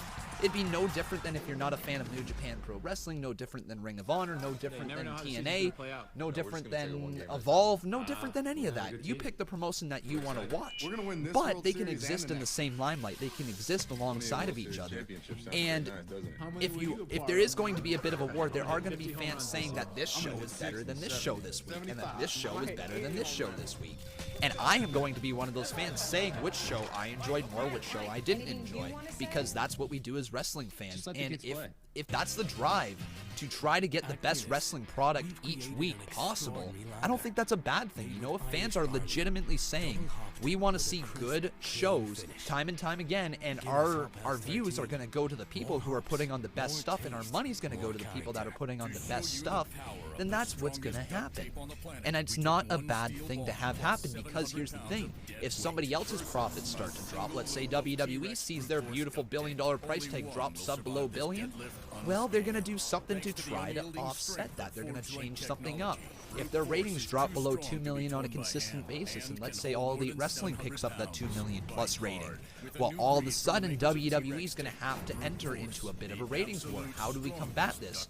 Because advertisers will choose the company that has the most amount of views. They will pay the most amount of money to the company that is pulling in the most amount of views. And it's going to be a vicious circle like that. And companies, if you want to look at money, making money, the people that pull the best audience, the people that put on the best shows, the people that attract the largest fan base are going to make the most money. Vince is totally a smart businessman. He's also stuck in his ways. Let's see if the smart businessman comes out of Vince, or if he stays with his ways, because one thing, I believe this is a quote from that Evolution package, one thing with Evolution is it never stops. You have to look to the future. That was in a promo package today in WWE's promo for Evolution, Randy Orton versus Triple H. That was said today. So listen to your own advice there, WWE. Evolution is always going. Evolution never stops. Evolve, WWE. Show us what you've got. And if this All Elite Wrestling is what it takes, this kick in the ass is what it takes for you to give us better WWE, a better product, then do it. Just stop fucking around with an hour and 15 minutes and we've got one match. You know what I mean? But regardless, guys, if you have not done so, please make sure you leave a like on this video. Also, making sure you are subscribed to the channel. If you guys really enjoy the show, please consider dropping a donation. It doesn't matter how much or how little. You guys are truly the best. Please make sure, if you guys do enjoy the show, you do that. I know we missed a $3 donation in there. I'll see if I can find it again. There it is. Okay. So from Rock the Ice, he says, WWE's trolling so hard, they don't give a damn. They really don't, my friend. We'll roll the Here Comes the Money right now. From Rock the Ice. We're going to get the Ikonics, though, versus Becky Lynch now. Also, guys, the next person who drops a $1 donation will become the new boss. Who's that going to be? But Billy Kay. So Billy Kay and Peyton Royce. The Ikonics? Things are about to get iconic. Oh, so Becky Lynch isn't going to get an entrance. Okay, cool. Actually, no, she got that before the commercial break. Never mind. So Billy Kay, Peyton Royce. They said they were embarrassed, so they want to right the wrongs. That's what Peyton and Billy are all about. All right. Top-tier competition. Versus Becky Lynch. Tag team champions. Going up against women like Nikki Cross and Becky Lynch, so might be biting off and a little Nikki more Cross. Let's get them up on the screen, then we'll get the Twitter poll going for you guys, and we'll do some commentating over, finally, the first real official match, and this is taken until 9:16 before we got the first official real match. Caleb Bernstein dropping $1, becoming our new boss. Thank you so much, Caleb Bernstein. I really do appreciate it. That should work out right now. Boom. Caleb Bernstein is the... Oh, it should be new boss. Hang on. Don't mess up. Don't mess up. Don't mess up. Don't mess up. And no, for whatever reason, Rock the Ice is the new boss. Oh my goodness, guys. So, yeah, I guess thank you so much for all the little donos right there. But Rock the Ice, I don't know why you got the new boss. That's supposed to be Kayla Bernstein. So, Kayla, I'm going to mark you down as the new boss, even though Rock the Ice technically somehow got it there. I don't know how. But thank you so much. Everybody say it with me. We got ourselves a new boss. Her name's Kayla Bernstein. Becoming a one-time boss battle champ. Would beat Lacey Evans to retain her Raw Women's Championship, but Lacey Evans with a... We also got a few more donos in there, which I will read in just 1 second. I dropped my pen. I do want to get a this Twitter poll up here for all of you guys. So who do you think is going to win? Is it going to be... so Cross and Lynch, or will it be the Ikonics? Guys, let me know. Twitter.com/Conman167.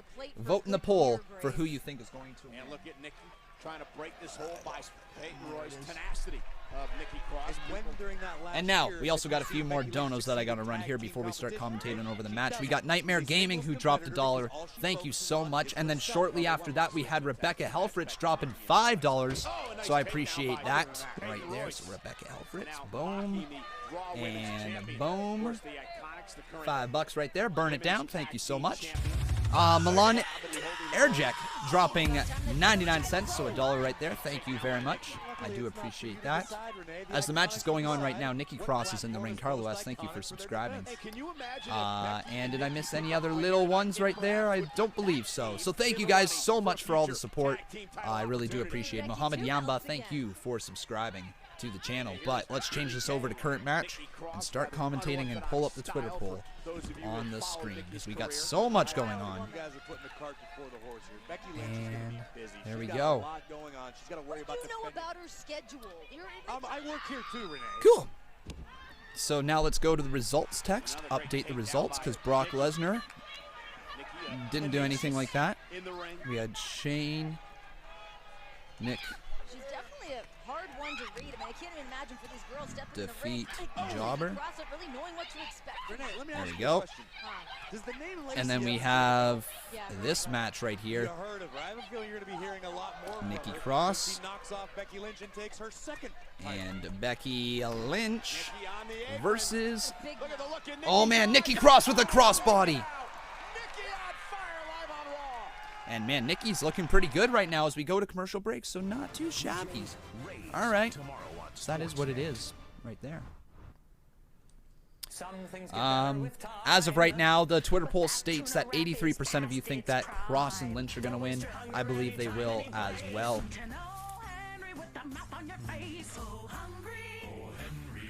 Tim's new high-protein omelet bites help you power I'm flabbergasted, man. I'm just flabbergasted. That's just insane. This is how long it took for our first official match. An hour and 15 minutes, really. Like, yeah, sure, a jobber match is fine. Crazy. But maybe, you know, maybe now the second half of the show is going to be good. Dove goes on smoothly. You don't have to worry about drying out your skin. Try Dove Men Plus Care, the only antiperspirant with 48-hour sweat protection, and Dove's 1/4 moisturizer technology. Tough on sweat, not on skin. For our next family vacation, I can yeah, there's a commercial break right now. House, an apartment, or a hotel. There totally is. There we're gonna roll a couple ads right now. Or a hotel? So if you guys happen to get an ad, great. If you don't, then oh well. But yeah, I'm trying to think what else I could say here about this show tonight. And Trivago will compare prices from hundreds of websites worldwide.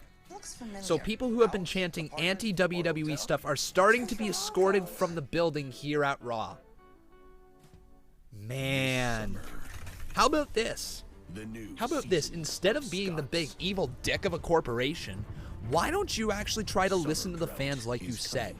If your fans, I just can't understand this. If your fans who pay money, they're giving you money. They're saying, I want to come here. If they're giving you money to go to the show, and they feel the need to chant for your rival promotion, fix your own product before kicking them out.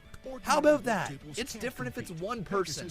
If the whole arena is chanting AEW, AEW, AEW, and you don't listen to it, you don't listen that there needs to be a change, that's your own fault. it's not like this has come out of nowhere. And that's the other thing that is pissing people off. It is not that this has come out of nowhere. All Elite Wrestling has been rumored since All In. 8 months ago, WWE, you had 8 months to prepare. You had 8 months to create good storylines. You had 8 months to invest in characters to create megastars before All Elite Wrestling came around. You had 8 months. And what did you do? You spent those 8 months building up Brock Lesnar and no one else. Maybe Roman Reigns, but then he got sick. Dean Ambrose came back, and you see what Jon Moxley can do, what he unleashed in All Elite Wrestling, and you had him feud with Nia freaking Jax. These are not things that are out of the blue. And to anybody who sits here and continues to defend after what we saw on Saturday, it's because what we saw on Saturday proved that it was still fun to be a wrestling fan. I'm embarrassed to show people this product. You know what I mean? It's sometimes embarrassing to tell people you're a WWE fan because they do dumb shit. Mania season was okay. Mania season was okay. In comparison to what we saw last night, Mania was a joke. 2 nights ago, sorry, I keep saying last night because I'm used to Sundays being pay-per-view days. But if you seriously think about it, WrestleMania was a joke compared to what All Elite Wrestling pulled out of fans for that engagement, for that excitement. You want proof? Take a look at what the most viewed videos were from my reaction clips from WrestleMania. John Cena returning as Dr. Thugonomics was the most viewed one at 10,000 views. Jon Moxley debuting in All Elite Wrestling came in at 20,000 views. Double the views for their very first ever pay-per-view. On the Conman channel, a WWE channel. There's interest there. And it's just sad. Like, you know, WrestleMania season was fine. It could have been better. Oh, WrestleMania season, though, doesn't matter right now, as Becky Lynch has been tagged into the match. Here we go. Right hand's being delivered right there. Spin back kick to Peyton Royce, as now Becky Lynch delivers a T-bone suplex. Oh, I totally missed a dono there from Kevin Moore, though, my friend. Sorry, buddy. He said, I missed Rebecca's. I did not, but thank you for reminding me. We're going to roll your $4 donation right now. Thank you so much, Kevin Moore, great supporter of the channel. And I hope you guys who... Becky Lynch with a drop, not a drop kick, a leg drop, but Billie Kay back inside the ring, sends Billie Kay, actually Billie Kay is the person who was throwing her, sends Becky Lynch. Now stepping up over, oh, big boot to cross. Delivered. Double team with the knee. The Ikonics gonna win? They're gonna too, aren't they? Kick out by Lynch. Ooh.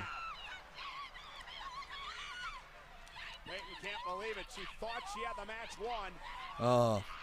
Regardless though, guys, the Ikonics right now are working things. The tag team champions of the women's division.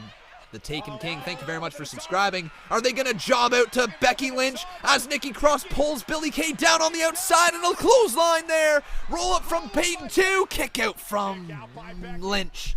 Oh my God. Slams her down with a rock bottom type thing. 2, it's over.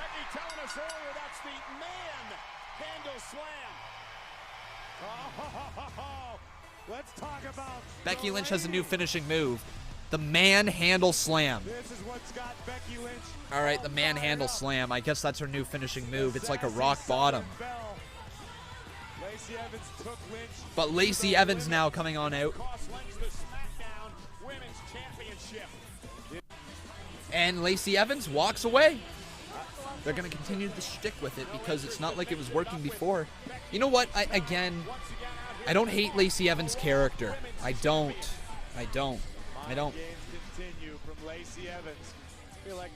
I think she's got potential there. Yeah, she had a decent match with Becky Lynch. Is Nikki Cross gonna turn? Is Nikki Cross? No, they didn't turn her there, but the Uso block party's now live. And this is the Usos block party. party outside the arena here in Kansas City on this staring down Memorial Naomi. Day. Yeah, that's a money match. A little bit of tension between Tamina and Naomi. Oh, never mind.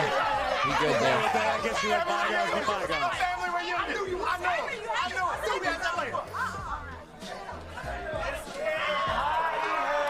Here's the revival. Hey man, speaking of heat, after beating you two last week, I asked myself, we appreciate the fact that you showed a little bit of decency and finally a little bit of class in inviting us to your block party. Great shit, great shit. Hey, first off, ain't nobody invited you to this party. I didn't invite you. Oh, brother, invite you. Y'all must be lost. Hey, I did.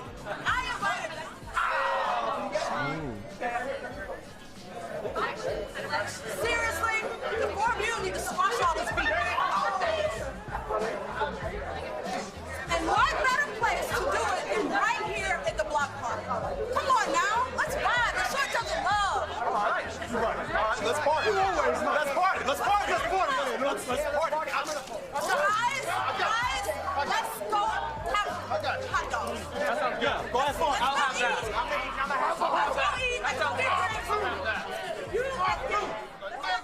Well, it is a party. Let bygones be bygones, right? Not around here, Cole. You ever been to a Samoan party, Cole? Like One and only. I'm not invited to many parties.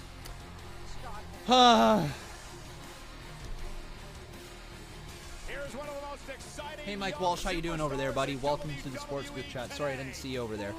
Setting to light it up here on Raw. So, Scheduled for one fall. Introducing first, weighing in at 190 pounds,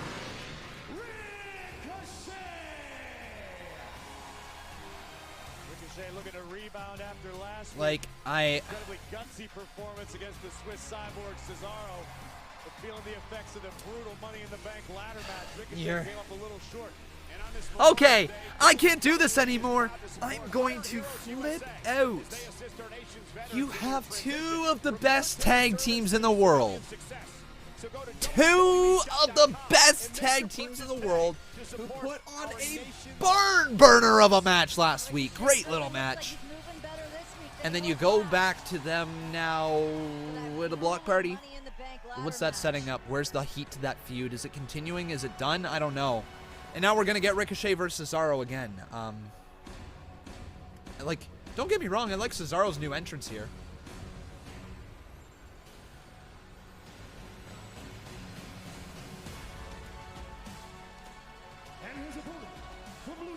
Yeah, there's nothing wrong with the way they're presenting Cesaro right now.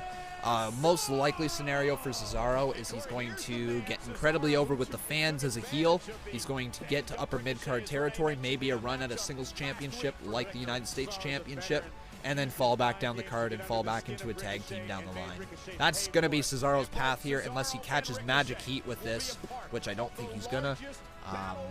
And there you have it. You know what, guys? Remember, it wasn't that long ago that I told you about the Conman pillow. That's right, the Conman pillow. It's beautiful, right? And you know what's really, really helpful? Is that the Conman pillow is perfect for screaming into when you just can't stand Monday Night Raw. 'Cause fuck this show! So here we go now, and Cesaro and Ricochet one-on-one. All right, I think I got a little bit of my anger out here. Now let's go with one of my favorites in the business right now, Ricochet. He has fully caught my attention. I'm both full of memes. Thanks for subscribing. Yeah, Ricochet's caught my my attention since the start, and he's been one of my favorites down in NXT. Let's see if WWE can use him on the main roster at all, or if they're going to have him lose again. I mean, let's push two superstars that we want to push at the same time, put them in a match in multiple weeks in a row. So that is what that is. Who will win? Hashtag Raw. Oh, we're going to commercial because not like we haven't had any of those tonight.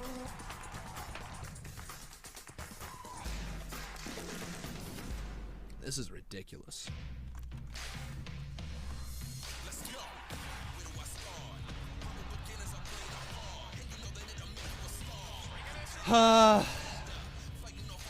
You know what, guys? Yeah, I agree. Here's the thing.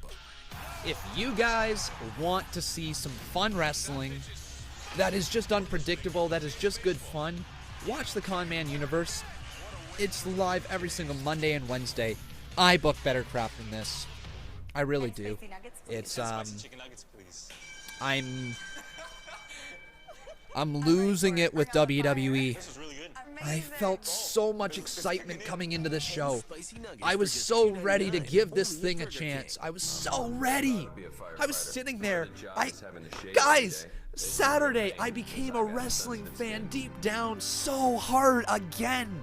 I saw the love that I have for this business. I marked out for Dean Ambrose. You don't believe me here that this is the truest reaction that I have ever had on the channel, was seeing Dean Ambrose, Jon Moxley, appear at All Elite Wrestling. I felt what it was like, again, to be just a great wrestling fan, to enjoy every single thing. Look at that photo. That was legitimate. I reacted like that 2 days ago. We were that happy, that excited. We marked out we were wrestling fans. Did you know that a dirty CPAP system could And no less than 48 hours later, I don't want to watch this show. I don't want to watch this. It is that bad these days. And somehow, you decided to shit on every single fan that you still have. You took a big old poop on us by just giving us crap. How do you respond when somebody challenges you? What happens when somebody makes you step up to the plate? Bottom of the ninth right now. WWE, you're losing fans. You're moments away. Are you going to hit a home run or are you not? Are you just going to fade off and you're done? Are you done fighting for your fans that you have lost? Do you not see that your ratings have dropped so far over the past year? You dropped below 2 million viewers just a few weeks ago. Your worst show you have ever done that is not a holiday episode. How do you not respond? How do you do this to us? Sunday, June 23rd. It's WWE Stomping Grounds pay-per-view for the first time ever, live from the Tacoma. That's my biggest issue. How do you do this to us? For the first time ever in Tacoma. Then on Monday, June 24th, it's Monday Night Raw with a massive 6-man How do you take some of the most loyal fans in the world and make them not just loyal fans for years, for decades, and you take them and you make them not want to watch your product? These are wrestling fans. Guys, I have not missed a Monday Night Raw episode in I don't know how long. I've watched every single one since like 2008, 2009. I know that. I barely missed one along the way. If I did, it was because I was sick and I would usually watch a replay down the line. Marvin Rome, thank you for subscribing. No, we can't compare a weekly show to a pay-per-view, but we can say that, you know, hey, this is the quality that we had 2 nights ago. Can you give us half that quality? We'd be okay with half, because WWE, if you give us half that quality, it would still be a good show. No, I agree, T-Tonza. Just complaining does not do anything, does not help anything. But what else do you want? Do you want fans to sit there and pretend that this is good? Because it's not. Let's see if this match can jump back in, because I actually like these two performers. I'm really a big fan of both these guys in the ring. So let's do some commentating over this match. You can let me know on twitter.com/Conman167 who you think's going to win. And now, Cesaro with a double stomp to a Ricochet there. And oh man, now here's the cover. Ricochet in trouble. Kick out by Cesaro. So, Javier Barajas, thank you very much for subscribing. The most likely scenario here is that they're going to 50-50 book Cesaro and Ricochet so that nobody advances anywhere, nobody becomes a bigger star. And they're going to give Ricochet the win over Cesaro here, setting up the third match down the line. Maybe this turns into a best of 7 if they wanted to, because that seems like something WWE would want to do right now. And maybe they're going to turn Cesaro and Ricochet into a tag team, if that's the plan there. Oh, they could call it, I don't know. I don't know what to call him. Wonderland, thank you very much for subscribing. Welcome to the channel. I'm never going to go full AEW, though. Eternal Sayer, thank you very much for subscribing.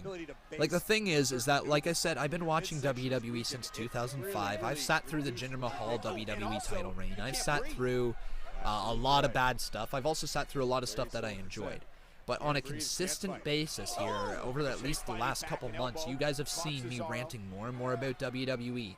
And I am not going to sit here and lie. I tried to defend WWE to the moon. Oh, Ricochet lands on his feet. Uppercut attempt there by Cesaro. Ricochet going for off the ropes. Slips on over there. Super kick to Cesaro.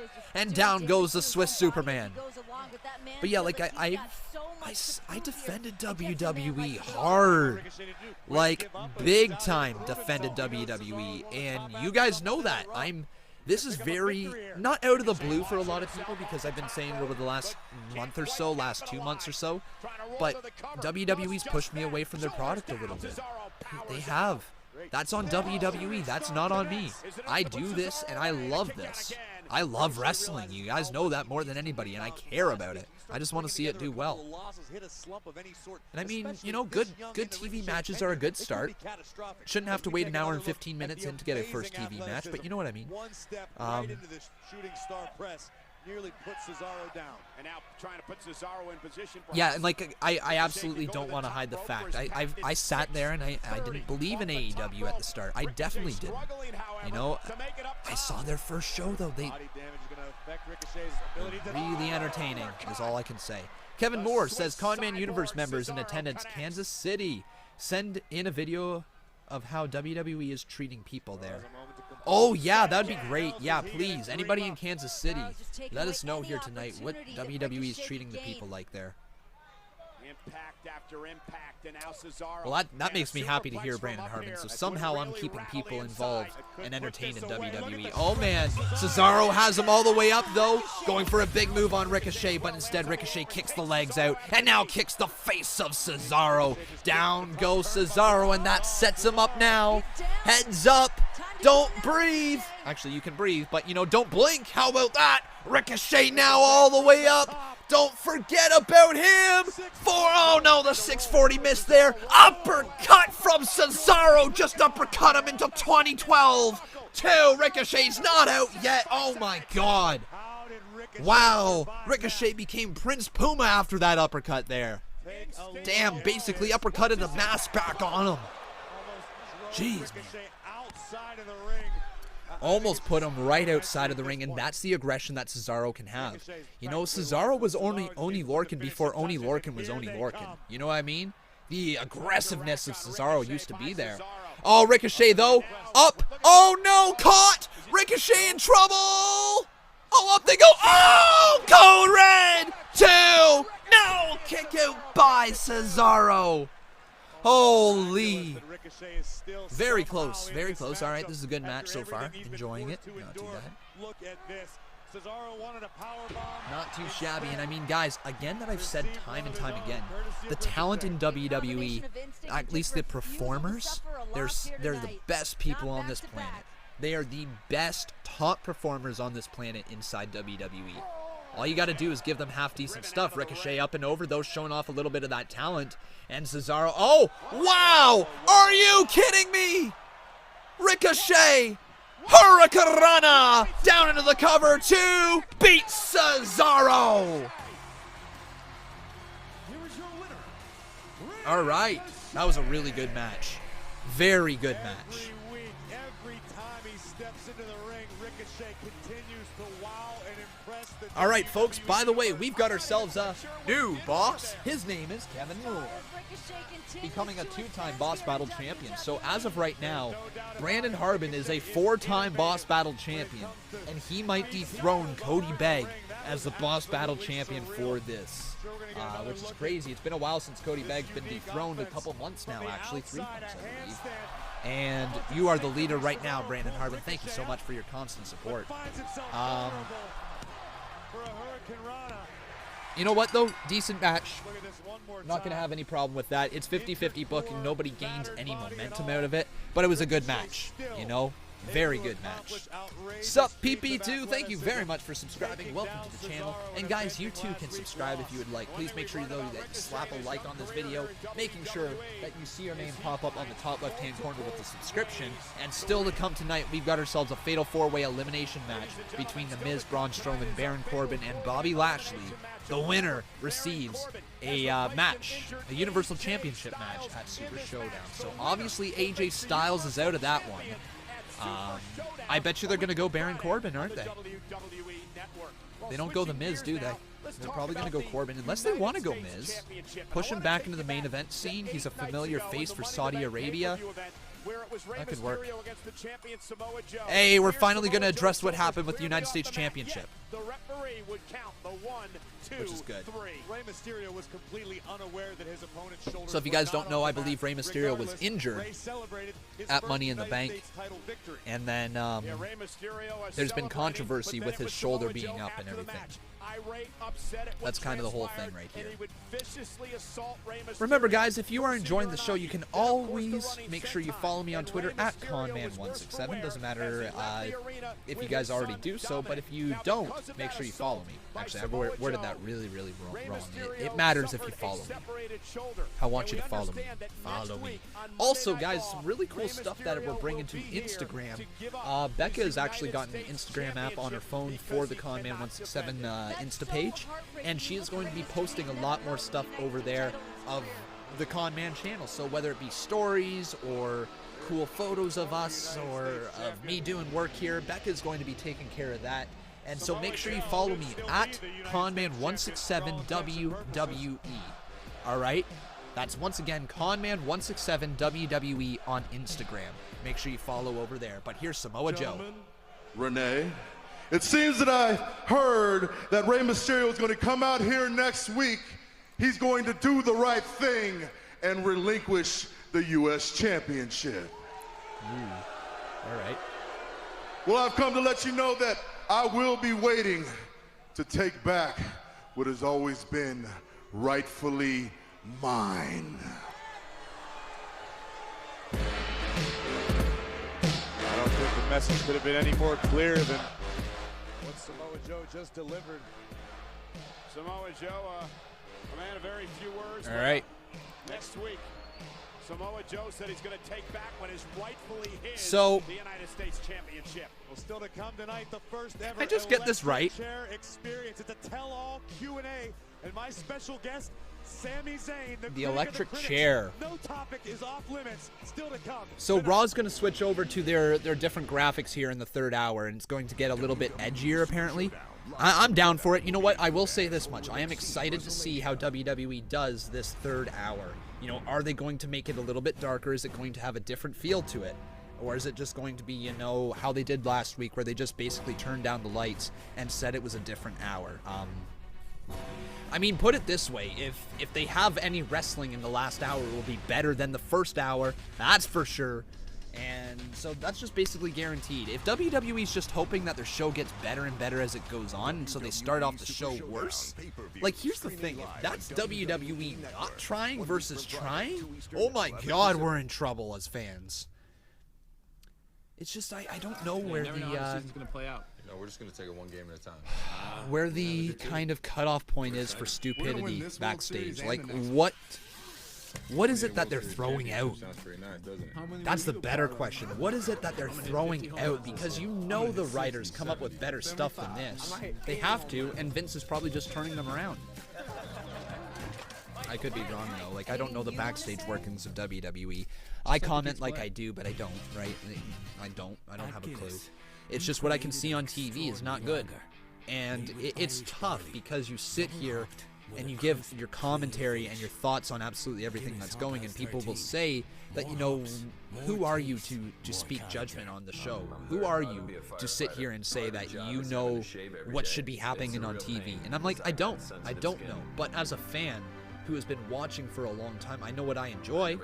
And that's okay. That's okay to have a firm stance on what you enjoy and what you don't. And it's no different than people who have been watching Game of Thrones for the past, I don't know how many years. I mean, the book came out how long ago?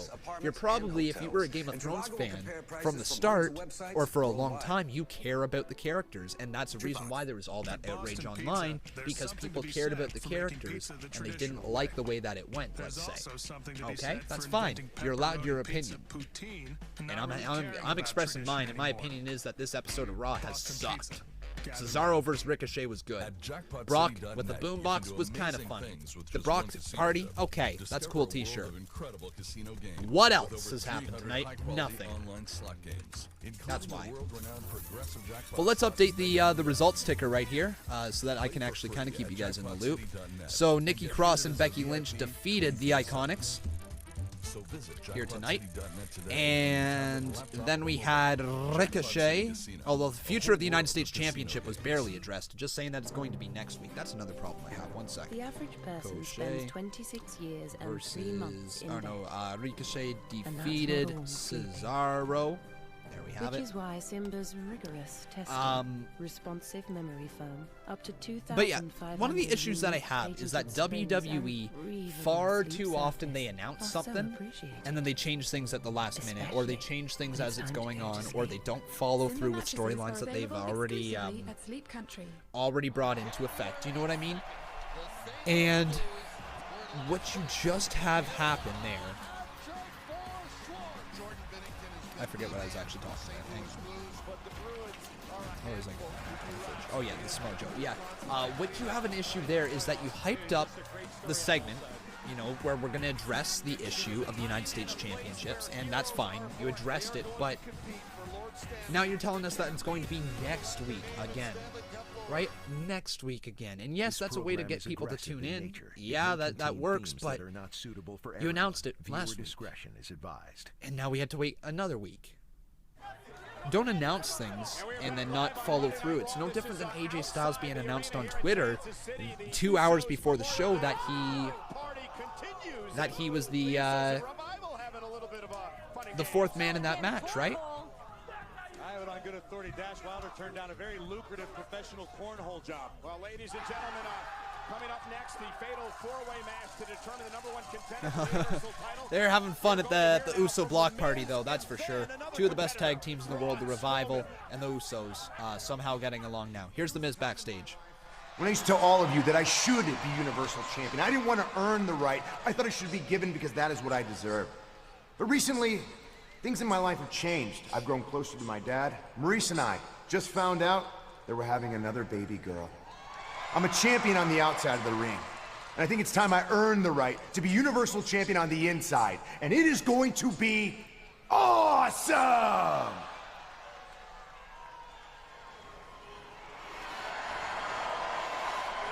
In just a few moments, you're gonna witness what happens to 3 superstars when they willingly get in the ring with the monster among men. Bobby Lashley, you're gonna get these hands.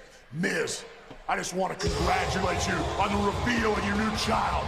And last but certainly not least, I'm gonna do everything in my being to make sure Baron Corbin gets these hands. All right. Focus. Monster among men. Wow. Fatal four-way elimination action. Sorry, 1 sec.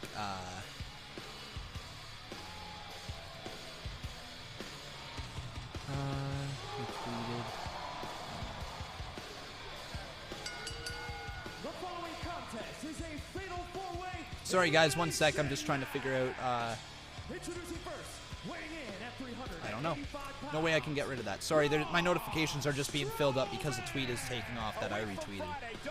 Regardless, though, there we go. So The Miz, I guess, is going to be in action right now alongside of Braun Strowman. Then, if Strowman can win tonight, he could have a Universal Championship match against Seth Rollins if Seth's still the champion, but Brock Lesnar could have something to say about that. Wow. All right. Now Bobby Lashley. Have the same sort of odds and have a Universal title. And then it's going to be Baron Corbin as well, man. There's a lot of B's in this match. Baron Corbin. right there. All right. Head on over to twitter.com/Conman167. Let me know who will win. Will it be The Miz? Will it be Braun Strowman? Will it be Baron Corbin? Or will it be Bobby Lashley? Let me know, guys. Twitter.com/Conman167. Vote in the poll for who you think is going to win. Are you watching NXT TakeOver 25? I believe that's on June 1st, correct? If that is on June 1st, then no, I don't believe I'm able to, because that's this weekend, right? That's this Friday, right? Or this Saturday, I should say. Yeah, I'm not able to. Jeffrey Stewart, thank you very much for subscribing. Welcome to the channel. Wasn't this also advertised as the main event? And it's going on at 9:52. Ladies and gentlemen, as a special request, all right. Allow me to introduce a man. Who's gonna win? I believe.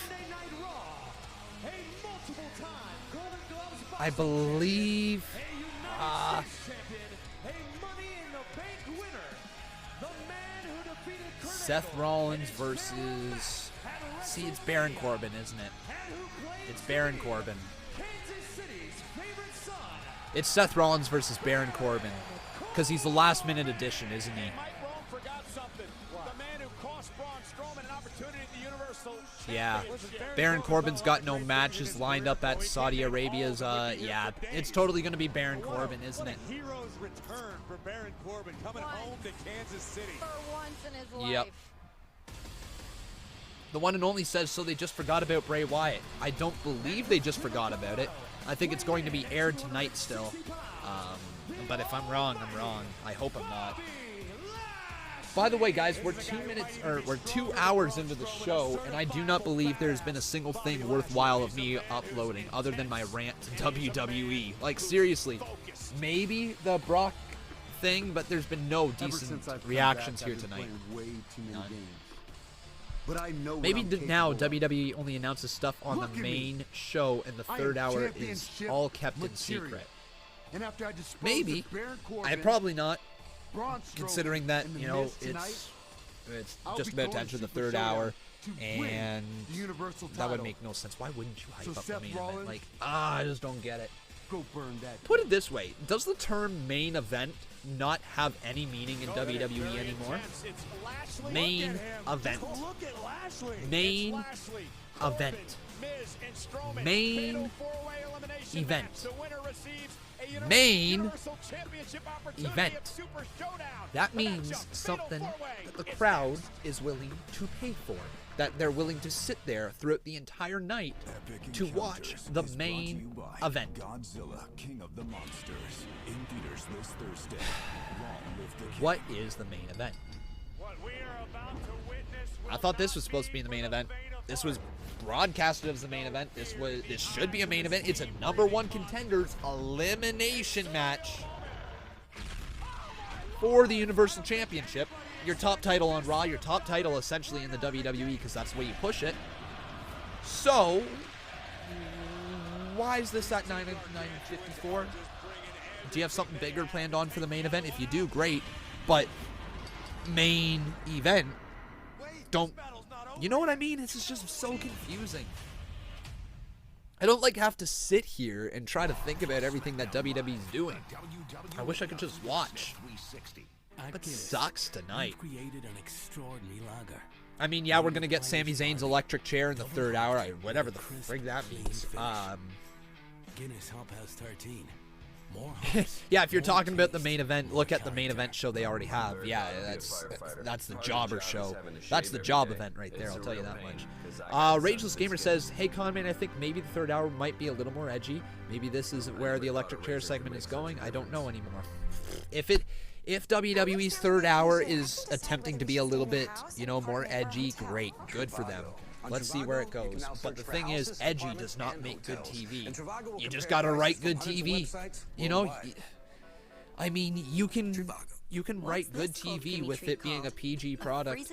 You can write good TV with it being a TV-14 product. You can write good TV with it being a G product. You can write good TV with it being rated R. There's everything that you can write because it's just writing a story. And stories are some of the most simple things to tell in life. It's just two people. You tell a story on screen and you tell a good way. You tell a good story. I just don't understand, man.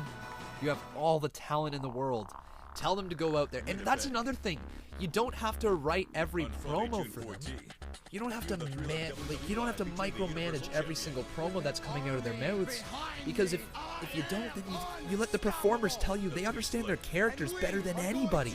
They spend hours in the car thinking about promos, thinking about how they can get their character on top, thinking about what is it I can do to get over with this crowd. They do that. They think about that on the road, and then they get to TV and you change everything for them, and that way they come off sounding robotic. Want a further proof than that? Look at Jon Moxley's latest promo. His first promo since post-WWE, and some of the most energetic stuff he's ever said, and it sounds real because it's coming right from him. It's not written on a piece of paper for him to read. It's what Jon Moxley's thinking. It's what his character is thinking in that exact moment. You can't write that type of stuff. You just can't. Let people go out there. If you want bullet points, if you want them to hit a decent note, that's fine. Give them bullet points to hit. Say, form your promo around this, hit this line, sell this point. Beautiful. Go fill the rest. If you stumble over your lines, maybe you're not going to get given an open mic all that often. But if you don't stumble your lines, maybe you get the open mic a little bit more. Maybe you start to get over with the crowd. You know, maybe it's WWE sees, oh, hey, since we're not causing them to memorize stuff and they're actually speaking from the heart, it's going to be a good promo. It may contain themes that Ron Bondi dropping $2 says, don't forget we still have the Funhouse. Yes, we do. Thank you so much, my friend. Oh, here's the Firefly Funhouse. Tonight. Nope, still to come tonight. Still to come tonight. I guess maybe that's our main event. Later tonight, the latest edition of the Firefly Funhouse. Gabriel A. Sanchez just says, just blow AEW already. And you know what, man? At this point, I might as well, because AEW is actually caring enough about us to give me a reason to want to blow them. There you go. How about that? Quote that, folks. Conman out of context. Uh-oh. Uh-oh, Bobby Lashley. Oh, he plants down the Miz as Baron Corbin goes up. Right hand from the monster among men. And now he clotheslines Baron Corbin over the top rope. And Bobby Lashley clotheslines Miz over the top rope. And there you go. Showdown. Gonna get a little preview. The monster and the almighty. Lashley and Strowman. Look at that Godzilla commercial we just watched with human beings in the ring. And look at Lashley. Uh-oh. Bobby Lashley now into the side headlock there. Oh, shoulder tackle to Braun Strowman. Right now. I mean, this man is focused like no other, like a the electric chair experience. Oh, Bobby Lashley jumps right over Strowman, but now Strowman with a choke to the neck of Bobby Lashley, who starts to pull him away. The strength of Lashley, but Strowman working him there as Corbin hits him from behind. Oh. Not surprised to see at least a temporary alliance between Baron Corbin and Bobby Lashley, given the history and what they've done to Strowman in the past together. A little bit. But guys, if you have not done so, I know the show has not been great. Make sure you leave a like on this video, though, as I am excited to see if we can hit 400 likes here tonight. Please help me out there. As Baron Corbin and Bobby Lashley send Braun Strowman into the corner, but now The Miz, the biggest babyface here in this match, surprisingly, goes for the Miz combo. Oh, big boot there to Lashley, and then a neck breaker knocks down Baron Corbin. There you go. The WWE Universe want to see. Miz is firing in all cylinders. Miz, of course, the smallest of the four men in this matchup, hoping to be the craftiest and pull off some sort of victory here tonight. Miz is certainly going to have to be crafty because he has no chance in the power game. Kick to the chest again. Right now, Miz with a couple kicks. Another kick to Corbin. Lashley gets kicked. Corbin back again as the it kicks are flying around. And now we're about to see the most must-see kick of all time. Misses that one. Bobby Lashley kicks him in the midsection.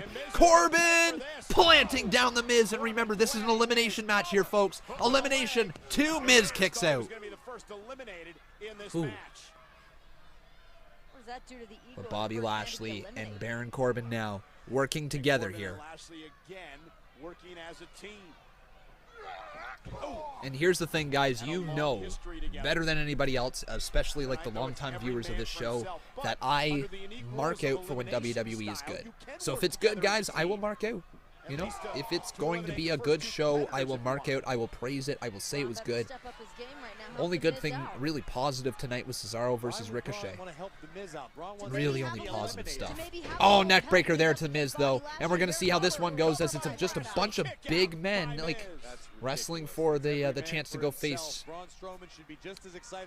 Seth Rollins at the Saudi Arabia show. That's one less person that Braun would have to worry about.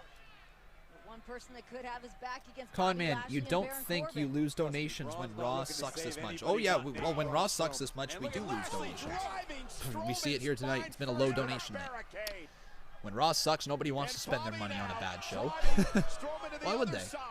Oh, Baron Corbin though, right hand target right to the face of the Miz. I'm about to ask you the same question. That's that otherworldly power possessed by the Almighty.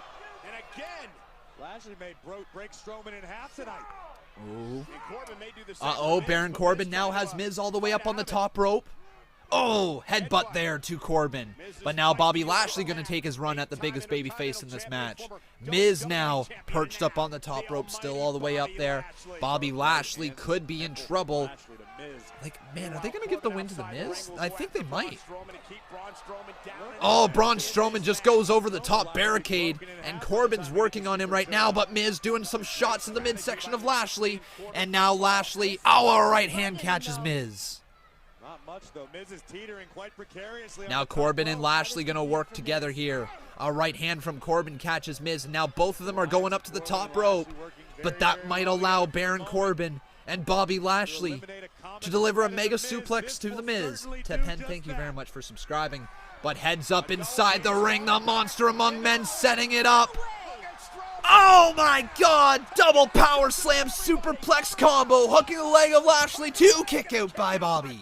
The massive size of Braun Strowman. He essentially covered two competitors at one time after executing this display. What a combo move there. The double power slam, or power bomb I should say.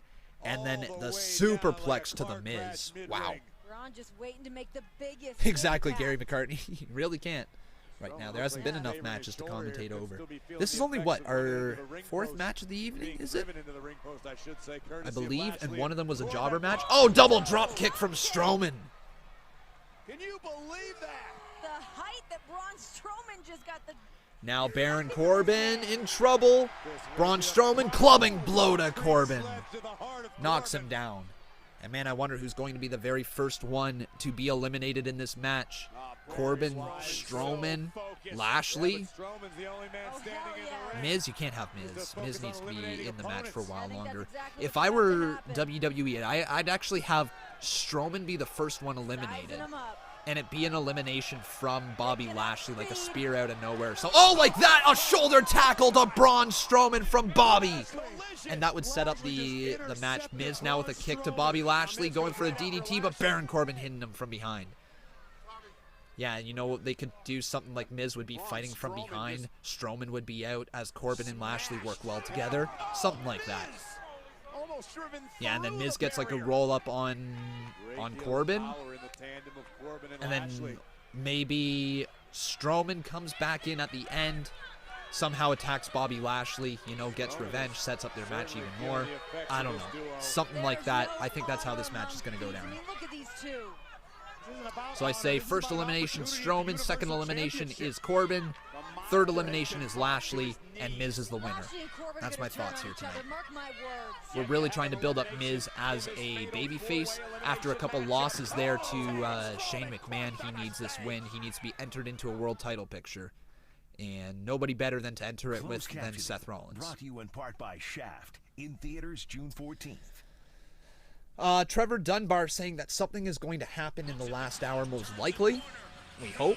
I mean, we thought that something was going to happen in the first hour, and we didn't have any matches for the first hour. No wrestling. Can you believe that? A wrestling show. A full, well, what was it? They went 52 minutes before the first match? Yeah, 52 minutes, folks, before we saw a single bit of wrestling tonight. I don't know how you possibly go from a Saturday show like that at All Elite Wrestling And then this is the way that you answer back. At Guinness, Such we've created trash an right extraordinary now. lager made with Irish barley, double hopped with a crisp, clean finish. The big dog saying when Conman's booking better than a multi-million-dollar company, then you know something is wrong. Seriously. Seriously, man. But let's take a quick look here at the Twitter poll. 43% of you are saying that The Miz is going to win. 16 say Braun Strowman. 33% say Baron Corbin, which, you know, I can see happening as well. And Bobby Lashley at 8%. Yeah, he's the least likely of the two. Or of the four, I should say. Part of the job is having to shave every day. It's a real pain. Yes, it is already the last hour. It'd be interesting if WWE really wants to push this whole last hour different thing, because they say that it's going to turn Raw and the lights kind of go out. It'd be interesting if it happened right at 10 o'clock. So like, say you were watching the show and then all of a sudden the match is going on, it's wrestling, and then some of those lights kind of dim out, you know, the graphics change, and you're like, oh yeah, we're entering the last hour right now, and things are about to get a little bit more aggressive. But still, we don't really know what this whole last hour Raw, going back to Raw means. Is it going to be a more aggressive? Is it going to be a TV 14 hour? Is it... What is it? You know, because as of last week, we got it unveiled next to the 24/7 championship, and it kind of got confusing. People thinking that the 24/7 championship was only going to be defended within the last hour of Raw, but then that was proven not the case when it was on SmackDown Live, and now in the first hour and a half of Raw tonight. So there's just questions lying around what it is the last hour has for us. I just don't know. But again, guys, if you are enjoying the show, please make sure you leave a like right here on this video. Also, making sure you are subscribed to the channel. I would love to see some more donations roll in here, so if you guys are truly enjoying the show, please consider dropping a donation. It doesn't matter how much or how little, any bit is appreciated. All you got to do is hit that dono button, and it helps support the show. Gary McCartney says after commercial it'll suddenly be amazing. Maybe they're just really looking to push the last hour of Raw somehow. Maybe they're like, hey, if we make the first 2 hours not great, we can maybe attract people for the third. Nope, same graphics, never mind. There goes the last hour thing. So 1 week after, and they haven't even stuck with the last hour thing. They couldn't even time it so that this match would be taking place at the start of the hour, you know what I mean? Or they couldn't change the graph. Like, look, it's the exact same graphics. And we have entered the last hour. 1 week after they introduced the new third hour of Raw. Just... Fans should not be able to point out this many flaws, this many plot holes when you're telling a story. Can you just think about this? What if Game of Thrones was sitting here? What if... What other TV shows are on right now? I don't know. Let's say a comedy. Let's say if you had a decent comedy like The Office, right? A pretty good comedy. And if they had plot holes every 5-10 minutes that were illogical with the show, that just really took you out of the show, you would expect that to be fixed at some point, right? You would expect the writing to get better, otherwise you stop watching. But with wrestling, because it's live, we never know what's going to happen. And we can't just stop watching because it can be good. At any given point, it can be good. But it's just not. Kick out by Miz at 2.5.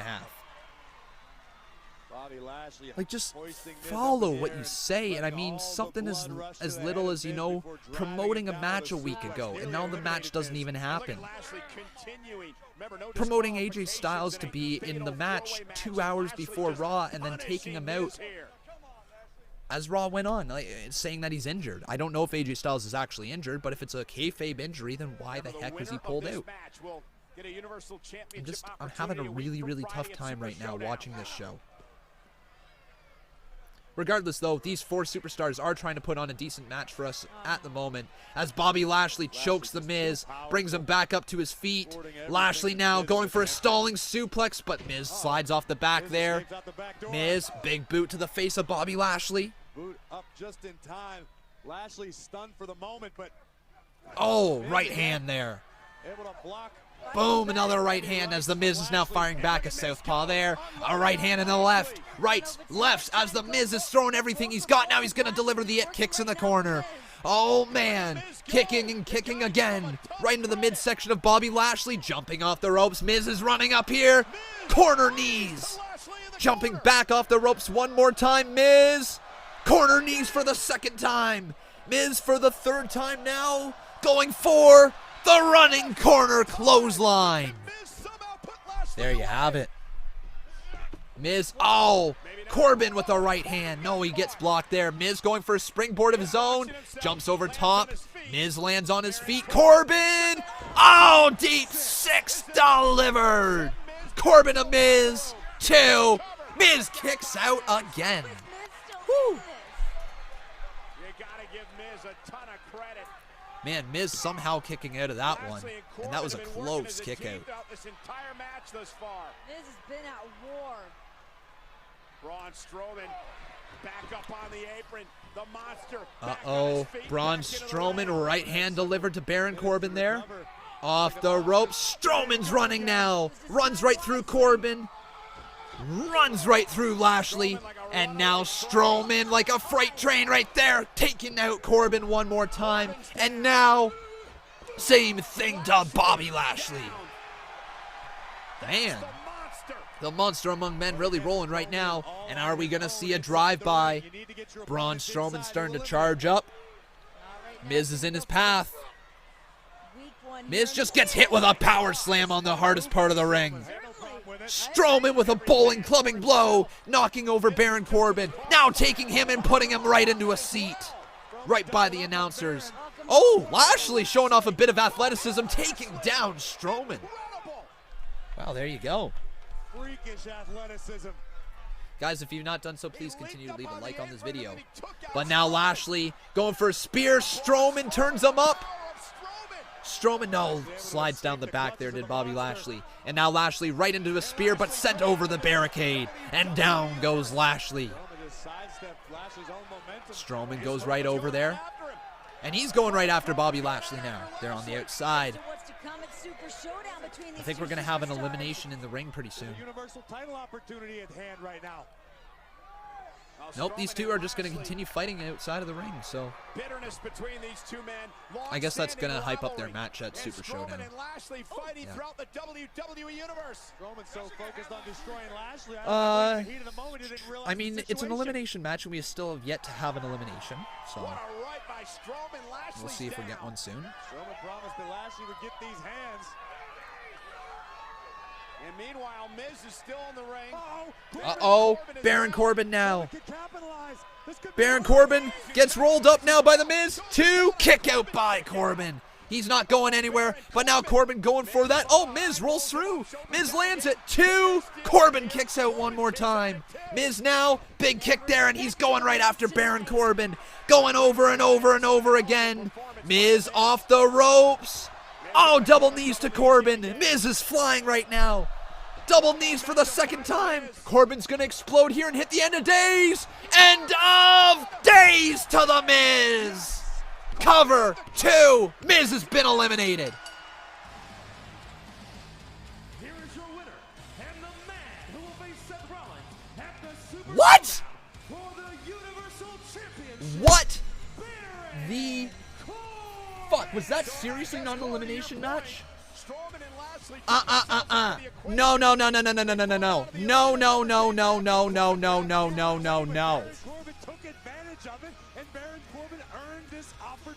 When did that get changed? No. I'm not giving WWE a thing right there. That was totally announced as elimination earlier in the night. No. I'm going to find the tweet right here. Where was it? That was totally an elimination at some point.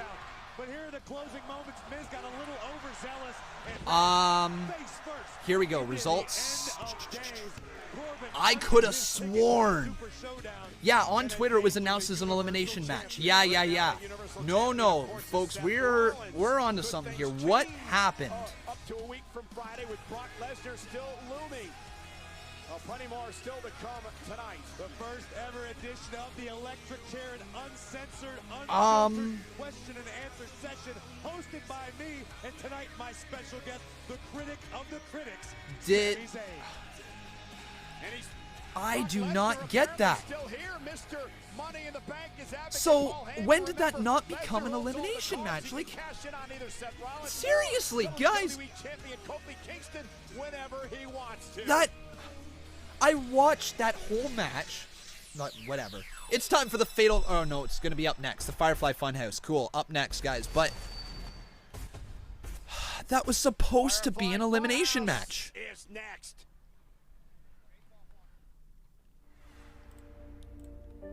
It is here. Why would you announce it? Dreams can become possibilities. Okay, on Twitter, let me find this, folks. Let me find the actual tweet from WWE. So,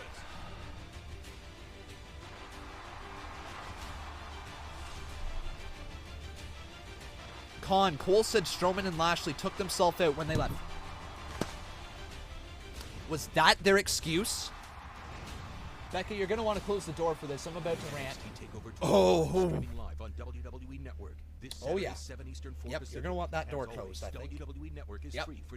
Because, oh my God. Did they seriously think about this? Meetings about meetings. They just had still in the box. A fatal Yep. Fatal four-way rules is no disqualifications, no countouts. The rules of WWE.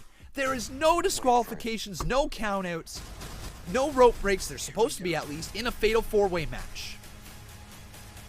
None of those rules ever equate to somebody just walking out in the ring. Baron Corbin should, like, you know what I mean? There was no countouts. Why were Braun Strowman and Bobby Lashley counted out?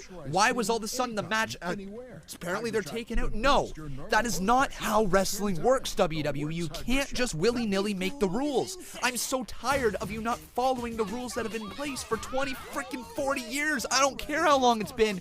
WWE, you followed the rules for how long, and now you're bending them at every given chance you can to fit some stupid narrative that makes no sense. Listen to the rules. Like, seriously, you've got 4 talented individuals in the ring. Yes, they're talented. We can talk all about booking all we want, but 4 talented individuals. And you're going to sit there and say in a #1 contenders match for the Universal Championship, they're too busy fighting on the outside of the ring to get their ass back in there in an elimination match to try to go to Saudi Arabia, Super Showdown, for a Universal Championship opportunity, the thing that everybody should be fighting for in the WWE, because that is supposed to be the prize that matters the most. And you are going to sit there and say their petty rivalry took them out of the match entirely because they just didn't want to continue? Apparently the match isn't over because Baron Corbin all of a sudden got a pin and thought that was over. Like, no, that's an elimination. That is an elimination, and then you announce it as an elimination match. But then you go ahead and you make it a fatal 4-way, but then you have Michael Cole saying that they took him out of the match. Which one is it? Is it a fatal 4-way or an elimination? Because 2 things are very different in the world of WWE. I am tired of WWE announcing something, us thinking it's this. Whether it's for a title, whether it's for a certain type of match, whether it's for an opportunity, whether it's for a #1 contendership, what is it that is on the line? Tell us. That's all we want to know. And don't make it confusing. If you announce on Twitter that it's an elimination match, make it a fucking elimination match. If you say it's a fatal 4-way, make it a fatal 4-way. Do not go back on what you have already announced because we can't trust this product anymore. We are sitting here being misled. You have a 3-hour show once a week to put on for Monday Night Raw and 2 hours for SmackDown. Book your show. Get it right, write it down on paper, and don't erase it. Quit putting it in, like, on a whiteboard. Quit putting it on a whiteboard where you can erase it mid-show. Write it down on paper, stick to a plan. Because I'm tired of this willy-nilly. It's so obvious that we sit here And plans change, things change, middle of the match. This was supposed to be the main event. Now it's airing at 10 p.m. We're supposed to go dark for Raw every single week. Well, guess what? Now it's going to be light at the 3rd hour. What is it? Just tell us what is it that you're giving us and don't change it. I can't keep this up. I can't keep watching a show that's telling me one thing 2 minutes ago and then giving me something else later. It's so disheartening. So disheartening. And now the Usos and Revival are going to feud over... Uh-oh. Oh, we're going for a roll-up from Kalisto. 1, 2, kick out by Truth. And R-Truth. Oh, everybody's kicking out of that one now. Drake Maverick now, gets shoved away. EC3 in that. Oh, Eric Young in that as well. And these guys are trying to get a little bit of TV time.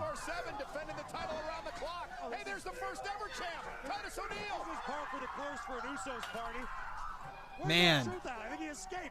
Everybody's running away, okay.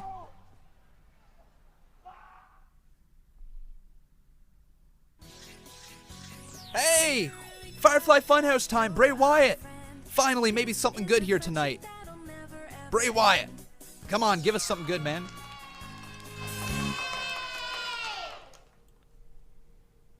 Oh, yeah. Oh, baby. Let him Hi. Did you enjoy my little secret? Yeah!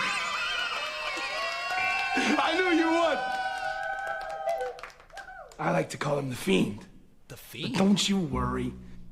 He's here to protect us. The truth is, people say and do horrible things. Sometimes I find it hard to find my confidence. Sometimes I find it hard to be brave. Especially when I'm all alone. But when I do this... Uh-oh.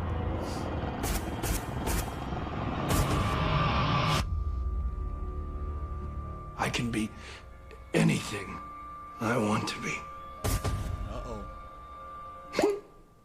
What are you talking about? You just don't want them to see how much of a sicko you are. I'm not a sicko, Abby. You know that. What are you, a doctor now? The light bulb with the eyes. Dr. Bray's in the house. The diagnosis is in. Just as I suspected, Abby the Witch, you're a bully. Why don't you let me rest?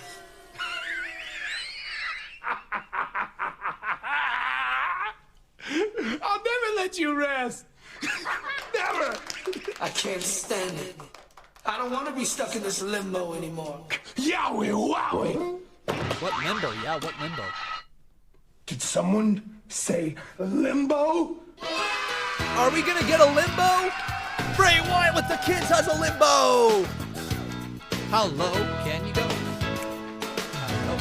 Now remember, my fireflies, I will always light the way. Oh, he's totally gonna go. And all you have to do is... Yeah, there you go. Crawls underneath there.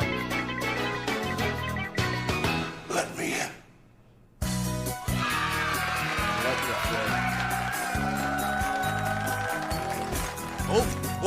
Whoa. Things are still getting creepy. And this is a friendship that'll never ever end. There you go. I think still gives me the creeps. Not quite sure. All right. So that was Bray Wyatt's Firefly Funhouse, folks. Things are still weird on the show. And it's now time for the electric chair, and Raw has gone dark. So thank God that WWE is listening to their thing. We have about 35 minutes left in the show, so the final hour of Raw is now final 35 minutes of Raw. And Sami Zayn's out here for the first dark episode, or the first dark segment of Raw. We'll see how it's going to go down. It's my boy, Sami Zayn. Cynical Ninja on Twitter saying you have to wonder if Fox is starting to regret the multi-million deal they made with WWE in regards to SmackDown. No, I don't think they're gonna. I think WWE's gonna have to step their game up. This episode's going to do quite a bit in terms of trying to step their game up and realizing that they got to do a lot more. There's going to be a lot of backlash for that first hour of no wrestling on Twitter. There's already got to be. I can't even imagine like what some people are saying about the first hour.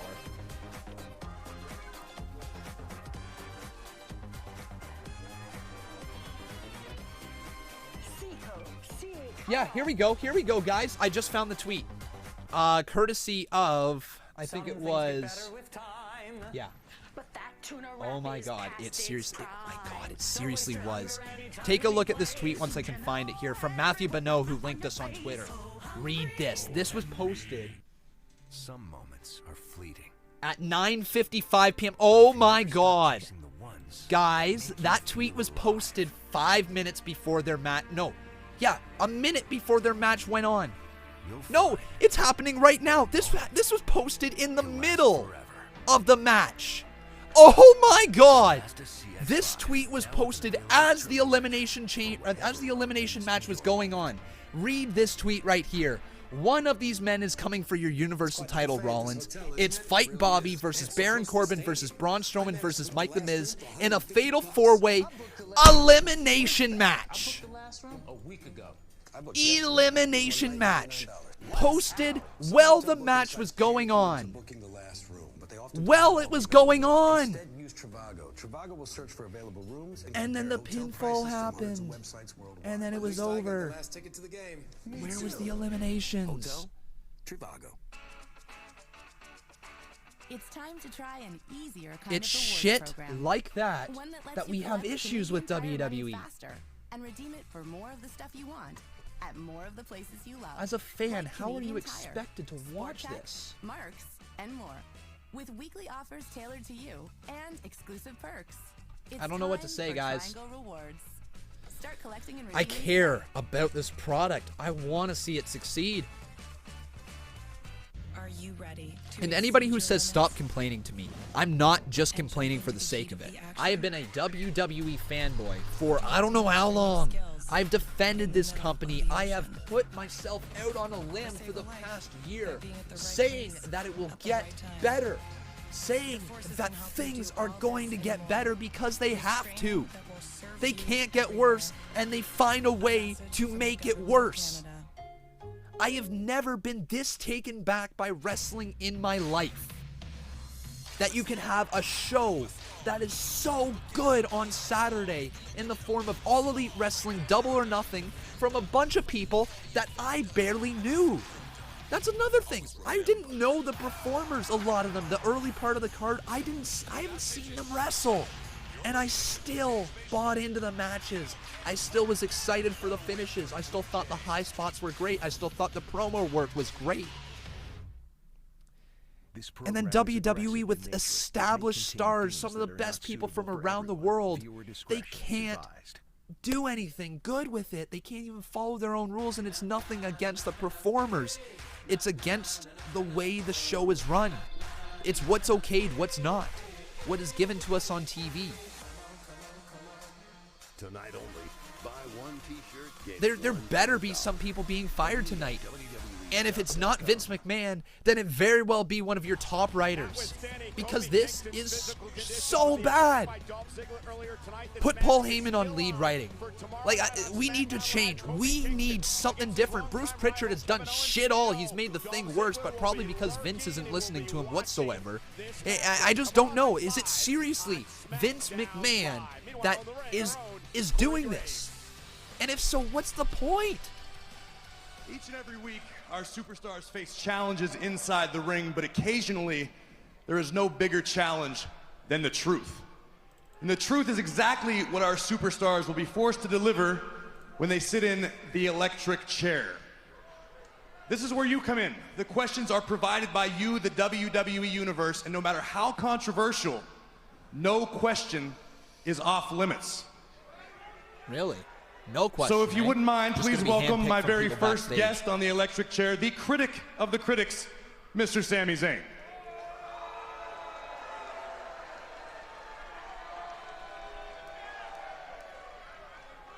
Sammy, if you wouldn't mind, are you ready for the electric chair? Something minuscule? No. We actually have our first question ready. Let's throw it out to If you're Charlie bad at your Caruso. job, you don't deserve to have your Yeah, job. Corey, I think I just found the first member of the WWE Universe with a question for Sami Zayn. So, sir, I believe you said you had a question. Would you come out here? We got some plants in the crowd? Okay. Take your time, no hurry. What's your name? My name is Eric. Eric, what's your question for Sami? It's quite simple. When is your retirement date?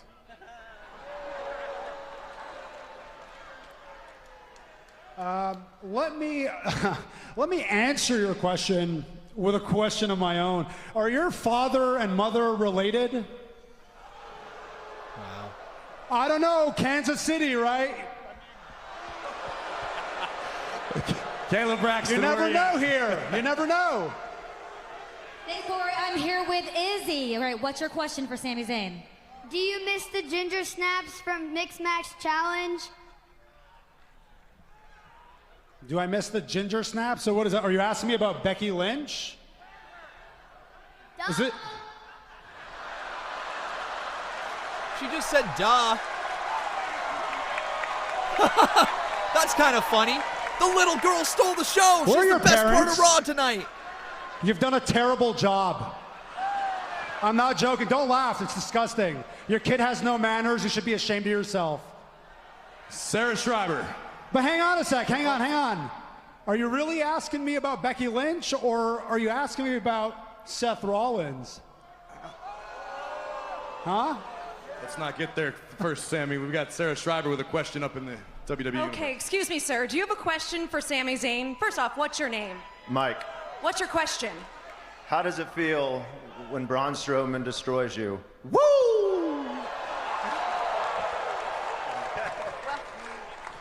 Well, I'll tell you. What I'd rather do than answer that question is get out of this chair, come over that guardrail, walk right up to you and punch you in the face. Trust me, you don't scare me. The only reason I'm not gonna do it is because we're in America. Yeah, talk about toxic culture, right? We're in America, so if I did punch you in the face and obliterate you, you don't have the balls to fight back. You would just sue me and tie me up in litigation, because that's what Americans do. And let's face it, I won't do it, because if I did that, I'd be putting you into life-crippling debt, because let's face it, I'd like to ask you're a question. American, which means your health care probably sucks. I'd like to ask a question, WWE. What do you This plan is really to do to disappointing. improve your show? You could have asked me anything. You could ask Because me apparently all the personal questions. their in the world. thoughts of You could improving ask the me show about my love is life. belittling the fans who You pay the could money ask to go me there. if I'm a good kisser, which, by the way, I am. I'm a very tender lover. By the way, these are clearly Sammy, maybe plants this as well. next person has a better question that is more suited to your taste. Charlie. All right, we'll find out. Sir, what's your name? Thomas. Thomas, what's your question for Sami? Go on, Thomas. It's okay. I'm not going to punch you in the face like I might do to that idiot over there. Why have you not won the Universal Champion yet, ever since you've been back? Look, man, you guys really got to step it up. You could ask me anything. You asked me about these dumb questions about the Universal title. I could win the Universal title anytime I want. I'm not that interested right now. I'd much rather hold all of you accountable for your crap, quite frankly. You could ask me anything. You could have asked me about AEW. Hey, Sammy, hey, so, listen, I know you mentioned that the Universal Champion, you mentioned Seth Rollins, who we've seen earlier tonight, had sort of a bad night. Hypothetically speaking, you did have that match for the Universal Championship with Seth Rollins. How does that look? How does that go for us? That didn't take long. All right, Seth Rollins on the show again. Well, whatever Sammy was going to say, it appears he will say it to Seth Rollins. All right, so. God, if I'd hear Sami Zayn thrown All right. more. Interesting that Sami Zayn said that. I bet you Sami Zayn's going to get in some trouble because they didn't even like the fact that people were tweeting about AEW here. Oh, Seth Rollins right after Sami Zayn, and Sami Zayn hightails out of there. Man. All right, that weird electric chair that's not even plugged in. And Seth Rollins is just going to send that over the top, and he's going to destroy the chair. Ooh. Seth Rollins is out here now. We're going to have this match for what we understand, Rollins and Zayn live next. Oh, so we're going to get a match now between Seth Rollins and Sami Zayn. Okay. Cool, so Seth Rollins and Sami Zayn going 1-on-1. We'll see how this match goes down. Embrace it. Could be good, could be not. All right. So our results ticker needs to be updated. As what's this cold creamy treat called? It's not even against AJ Styles, it was against Baron Corbin. An Arctic extravaganza of. Is that my creamy chill? Oh, that's it. So Baron Corbin defeated Braun Strowman, The Miz, The Miz, Bobby Lashley. Precise application. All Controlled right, dispensing. there we go. With Gorilla All right, guys. So if you have not done so, please make sure you leave a like on this video. Also, making sure you are subscribed to the channel. Would love to see some more names pop up over there on the top left-hand corner. Yeah, so far, guys, tonight has been an absolutely BS show. I mean, I don't even know what to say. He was probably told to say that, yeah. And no, I don't. I think a lot of people coming in here and making some pretty snap judgments on Conman. You know, making some judgments on the fact that I'm not enjoying the show tonight.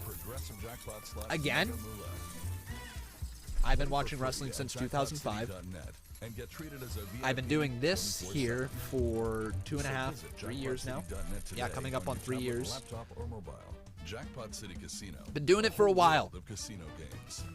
And not once have I sat here throughout an entire show and torn almost every single thing that they have delivered apart. Not one single show. Not a single show. Shirt Stalker, thanks for subscribing. I have had moments where I've ripped segments apart. I've had moments where I've ripped promos. I've had parts where I've ripped matches. I've laid into WWE before. And I have still found some positives with the show. Some real, true positives. If I'm sitting here tonight, what was the positive of tonight's show?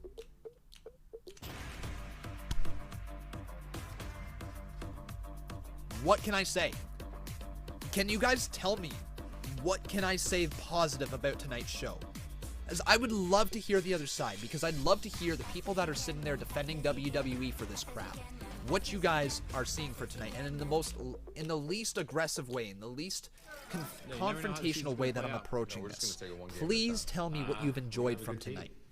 We're excited. Because I'd love to read what exactly people are enjoying from the show tonight. Championship sounds pretty nice, doesn't it? How many were you a part of? Brickfighter14, thank you for subscribing. I'm gonna hit 60, 70, 75. Yeah, I'm actually good. I just would really like to hear it. Cesaro versus Ricochet. Anything you want to say? 50-50 booking. I'll give you that one right back. Firefly Funhouse? Okay, sure. This program is aggressive. Sure, not the best Firefly Funhouse that has been aired so far, but it was okay. It was something different, I guess. It's a promo segment. And indeed, this impromptu matchup's going to happen. The Universal The Brock Champion Party? Seth Rollins against Sami Zayn here, one-on-one. And what a big matchup for Sami Zayn if he could knock See what I mean, guys? the Universal Champion tonight. See exactly what I mean. I'm reading through your comments, and there's very little. There's very little. So to anybody who is trying to defend it, I'm okay with you guys trying to defend it, because I've tried to defend WWE and their crap in the past. I'm very curious how you defend this one. This is an ill-advised decision. I understand Seth's fired up. I understand Sami Zayn struck a nerve, but this is no time to be just coming up with matches on the fly if you're Seth Rollins, when you've got Brock Lesnar looming. Well, it's been a night of frustration for Seth Rollins as well. A couple of times tonight he came out, he challenged Brock, said cash in right here, right now. Let's get this over with, and Brock is blowing him off. And Seth extremely frustrated about that. Well, we might not have Brock cashing in right now, but at least somebody's shutting Sami Zayn up. And now Rollins, I was rather enjoying Sami Zayn's interview on the electric chair. You were? I think he just broke my chair. Does that mean I don't get my show? Sure, got canceled. I'm pretty sure. Maybe you could have vetted some better questions. Seth Rollins now knocked down of a Sami Zayn. All right, guys. We're going to make the Twitter poll as well right now, so head on over to twitter.com/Conman167. Vote in the poll for who you think is going to win. So who will win? Will it be Sami Zayn or Seth Rollins? Or Seth Rollins. All right, guys. Again, twitter.com/Conman167. Who do you guys think is going to win? And the other thing is, Brock Lesnar can keep playing games, can keep getting under the skin of Seth Rollins, because what may happen, Seth may make a mistake, like in this match tonight, and put himself in a position where Brock could easily cash in. Absolutely right, Cole. You don't think a well-placed Haluva All right. kick from Sami But yeah, the Twitter poll is now live here, folks. So head on over there and make sure that you I mean, it could happen moments from now. vote in the poll. We got ourselves a $2 donation from Corey Smith, says Lesnar segments and the AEW reference. If that's the best thing from tonight, oh boy, we are in trouble. We are in trouble. Hey, Reality Shift, how you doing, my friend? Welcome to the live stream. Super Showdown, he's going to have to take on Baron Corbin, who won a fatal four-way earlier tonight. Uh-oh, but now Seth Rollins rolling Sami Zayn back inside the ring. And let's say that this match is decent. Let's say that this match goes well. How do you, Very aggressive, physical Rollins here tonight.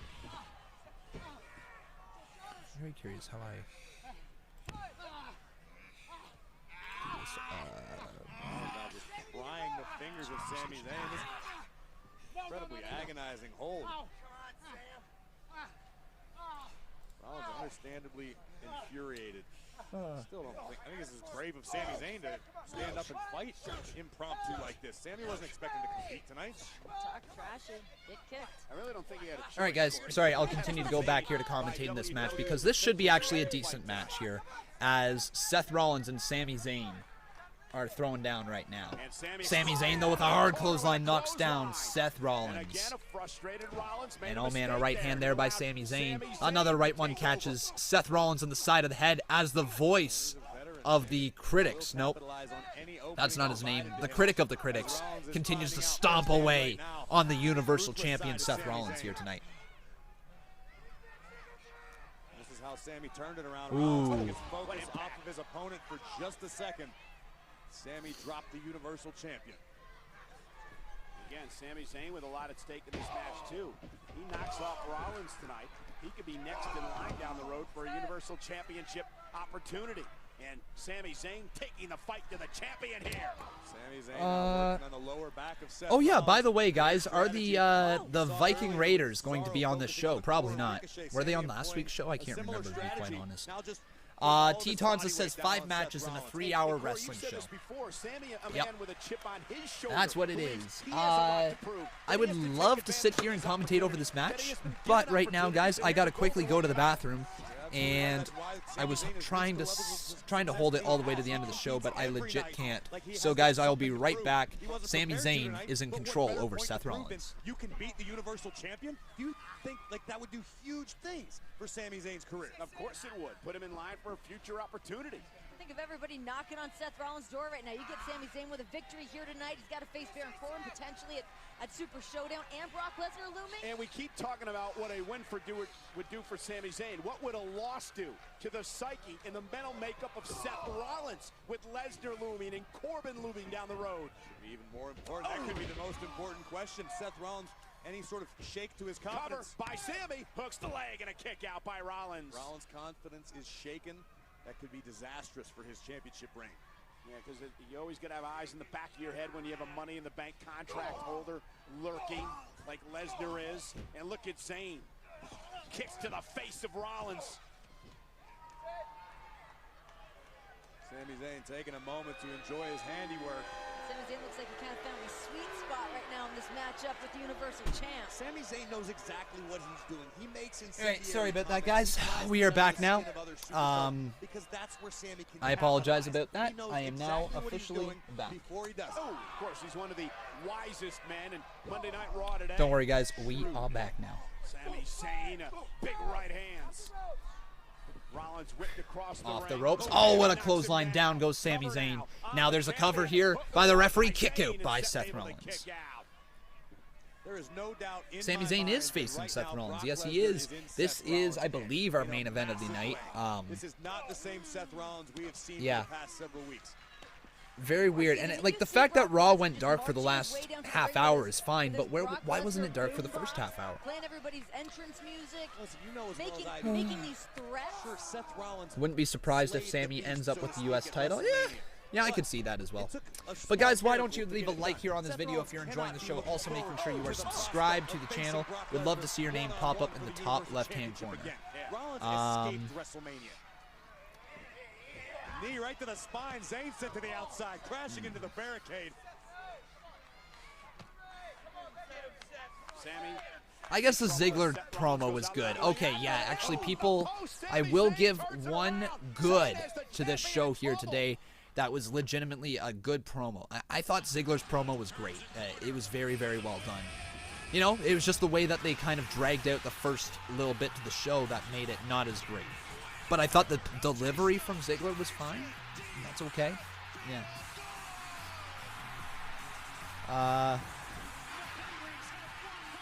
Oh, how you doing, Cody Begg? Welcome to the live stream, man. Nice to see you. Hey, I haven't seen you in here all day. Good to see you, my friend.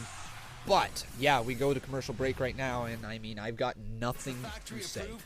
Nothing to say, really. You guys are going to watch me lose my marbles here on the live show. Like, you've seen it already. I think tonight I will be uploading my reaction to Firefly Funhouse. I might upload my rant because that was really, really, really, really bad. Yeah, might upload my rant. I might not. I don't know. I've been here the whole time. You just missed my comments. Oh, my bad, dude. Well, hi. How you doing, buddy? Welcome to the live stream. No monthly fees, great rates. As simple Yeah, as that. I just don't think I can forgive WWE tonight for the biggest thing was the fact that it was announced as an elimination match on Twitter. It was announced that AJ Styles was on it. Then it didn't happen. Then they changed it from an elimination match, or they had an elimination match without there being actual eliminations. Like I just don't. And that was for the #1 contendership for the Universal Championship. And yeah, Baron Corbin's the #1 contender for the Universal Championship for a Saudi Arabia show. Okay, yeah, that's, you know what, Baron Corbin's fine at his job. He's good at being a heel. That's fine. I'm okay with that. The result is okay. But there's just no eliminations. There was no... You can't have an elimination match without somebody getting eliminated. You know what I mean? But they often don't have all the availability. Instead, use Trivago. Trivago will search for available rooms and compare hotel prices from hundreds of websites worldwide. Having a really tough time tonight. If you guys are enjoying my show here, though, tonight, please make sure you leave a like right on the video. Also making sure you are subscribed to the channel. If you guys are truly enjoying the show, please consider dropping a donation. It doesn't matter how much or how little. Any bit is appreciated to help support the show, to keep it running, to keep it going for you guys, you know. So whether it's $1 or $2, any little bit is appreciated. And right now, get a $3,500 rebate. Conman, exactly where are the tag team champions of Raw? Who are they again? Is it the Usos, the Viking Raiders, or wait, it's Hawkins and Ryder. Yep. Hawkins and freaking Ryder are your tag team champions. WWE could not give more fucks about the tag team division. They have had Usos and Revival at a Uso block party all night, because that's the best use of your tag. 3 hours. 3 hours. And there is no build for the tag team division at all. None.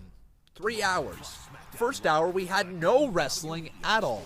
The tag team division is in shambles, and you spent the first hour fucking around, man. Like, viewer discretion is advised. We got a $3 donation right here from Jordan Buford. He says WWE needs to be better at booking. WWE needs to be better at just delivering an actual wrestling show. So what has happened the third hour? In the third hour, we had an elimination match that wasn't an elimination match, and Baron Corbin won. And we had the electric chair segment with Sami Zayn, which was fans. I'm not even sure what it was.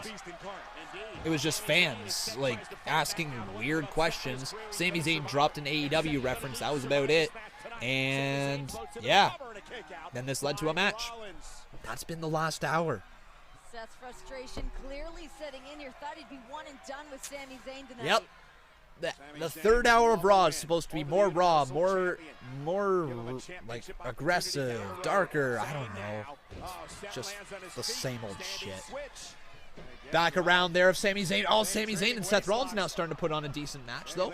I mean, the two guys in the ring are talented. Oh, super kick from Rollins catches Zayn right in the face, and both men are down. Create some space, perhaps an opening to rally here. Well, both men are down, but looks like we're getting some movement here out of Seth Rollins. Yeah, but right now, look how vulnerable Seth Rollins is. If right this very second, Brock Lesnar opted to cash in, Seth Rollins would have no chance at retaining. As we take another look at that wicked super kick. It slowed down Sami Zayn for the moment. Rollins trying to fight his way back into this one. Scary thing is we could be talking about that for the best. I don't even know what to say here, my friends. Oh, we got ourselves a $30 dono. Hey, Cody, how you doing, my friend? He says the local shows Mike and I go to are more entertaining than this hot garbage. Seriously, man, it's not good. It's really not good tonight. This is yeah, I can't even continue to watch it. All right, so Cody Bag dropping 30 bucks. Thank you so much, my friend. I appreciate it. Roll it. I'm not finished with you. And Cody Bag becoming a one-time Boss Battle champion this month. Cody Bag. Congrats, dude. Thank you so much for supporting the channel. I really do appreciate it. Oh, but man, Sami Zayn rolls out of the way of Seth Rollins and can't quite connect there. Woo! They need to bring back Steve Blackman and Al Snow, a.k.a. Head Cheese. Probably not. Coming up with a new game plan. Tristan King, how you doing, my friend? I'm having a rough go tonight with this show. Rollins hits a suicide dive on Sami Zayn, though. And now Rollins is going to go back in the ring. Bless his heart for trying to recapture the magic on the show. A second suicide dive knocks down Sami. Uh-oh. Did Rollins, did he just hurt his knee? Oh, no.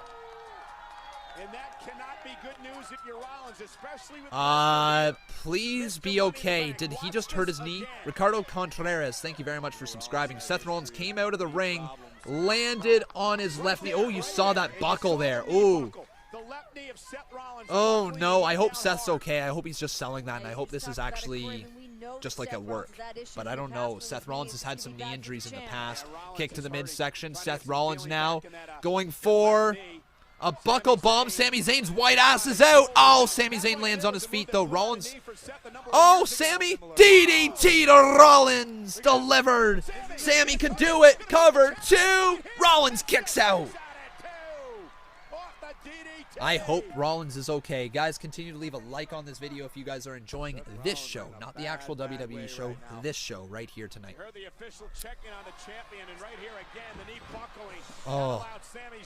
Upload the rant, please. It's pure gold. Okay, I will do that. I believe my rant happened within the first hour. Seth Rollins do multiple times to opponents much larger than Sami Zayn. It just goes to show you the extent of the damage to Seth's knee, not even able to support. I think I might title it Worst First Hour of Raw Ever Rant. Something like that. Yeah. Something along those lines. Oh, man. I'm really hoping that this is a work, though, for Seth Rollins, as he looks like he's a really hurting. That's okay, Cody. Please don't worry about it in the slightest. We've had a lot of people step up this month as well, so please don't worry about it, man. Just, yeah, you've done so much for the channel. You don't have to worry about it. Trust me on that. But now Seth Rollins looking like he's looking for a curb stomp. Oh, he misses the curb stomp on Sami Zayn. Takes him down. Stepping through. Rollins. Oh, he's in trouble. The figure 4 leg lock is locked in deep, and Rollins could tap out any moment. It could be all over. Seth Rollins in the center of the ring. Sami Zayn with a figure 4 leg lock. This would do wonders for the career of Sami Zayn. To be the man that made the reigning Universal Champion submit. Thanks, Matthew Grantland. I appreciate that. Can you imagine being Renee Young and showing up to work today? Jeez. Be interesting, wouldn't it? But Sami Zayn still has that figure 4 leg lock locked in deep, and Seth Rollins is going to try to reverse it. Xavier Fane, thank you for subscribing. Make sure you guys subscribe as well. What do you say? Can we hit 111,600 subs tonight? That'd be nice. Seth Rollins, though, reverses the pain, and all the pressure goes down onto Sami Zayn as Sami Zayn gets his hand on the bottom rope, forcing the break of the figure 4 leg lock. Give your actual opinion. What does it seem like to me that the WWE Universe doesn't matter anymore? Or what it seems like to you is that the WWE Universe doesn't matter anymore. And yeah, that's exactly it. WWE, I think just WWE focuses way too often on trying to get the fans to hate people. Oh, Rollins lands on his leg, though. He sells that knee really well. Sami Zayn went for the Blue Thunder Bomb. Rollins with an elbow downwards, 12-6 elbow, and then catches him right on the back of the head. Rips it up. Ripcord knee misses on Zayn. Blue Thunder Bomb delivered to Rollins. Oh, he just kicks out. Woo. Close. Very, very, very close. Let me say this much. Sami Zayn has been in the main event on Raw and SmackDown quite a bit recently. Is Vince loving what he's doing? He must be. Yeah, but you're learning tonight why Rollins is the Beast Slayer. Yeah, anyway, sorry, to finish my point right there, is that the WWE is just focused on making fun of the WWE Universe and making their own fans feel bad just to try to get some heat. And they seem to forget along the way, you have to do more than just insult the fans to get people over. Heels got to do something more in the ring than just insult the people. You know what I mean? Uh-oh. Sami Zayn all the way up on the top rope. Sami Zayn's in trouble as he just gets met with a headbutt and falls hard on his back. Man, he flat backed that one pretty hard. Sami Zayn hit hard on the ground. And now Seth Rollins. Oh my God, we're going to see Brock Lesnar cash in on the main event here tonight, aren't we? Oh my God, Brock Lesnar's going to cash in and become Universal Champion, because as if there isn't going to be enough outrage for this show, WWE is going to give us Brock as champion, isn't he? This is totally happening. Brock's cashing in tonight. Oh my God. But this was just an ill-advised maneuver. Sami Zayn gets the knees yeah, up. the knees up from Sami Zayn onto Rollins there. Rollins' left knee also crashing down on standard impact from delivering a frog splash. I appreciate the fight in Seth Rollins. I mean, you got to worry about the rest of your career. I mean, doing damage like this to your joint. And now, man, imagine if Brock Lesnar cashed in the similar way that Seth Rollins cashed in on Brock, by making the main event a triple threat match, like interfering in the middle of it. I mean, we only got 2 minutes left, so maybe not. As these two fire away in the center of the ring, hammering over and over again. Seth Rollins goes for a big kick, but somehow Sami Zayn got him there. Oh, now gonna work his knee. Gonna go back down for another figure 4, but sends him outside of the ring. Sami Zayn back in here. He's gonna get met with a curb stomp from Rollins. And his knee's down. Cue Lesnar's music. Right? Cue Lesnar's music. And he'll cash in the same way that Rollins did. Sami suffering the effects of the stomp.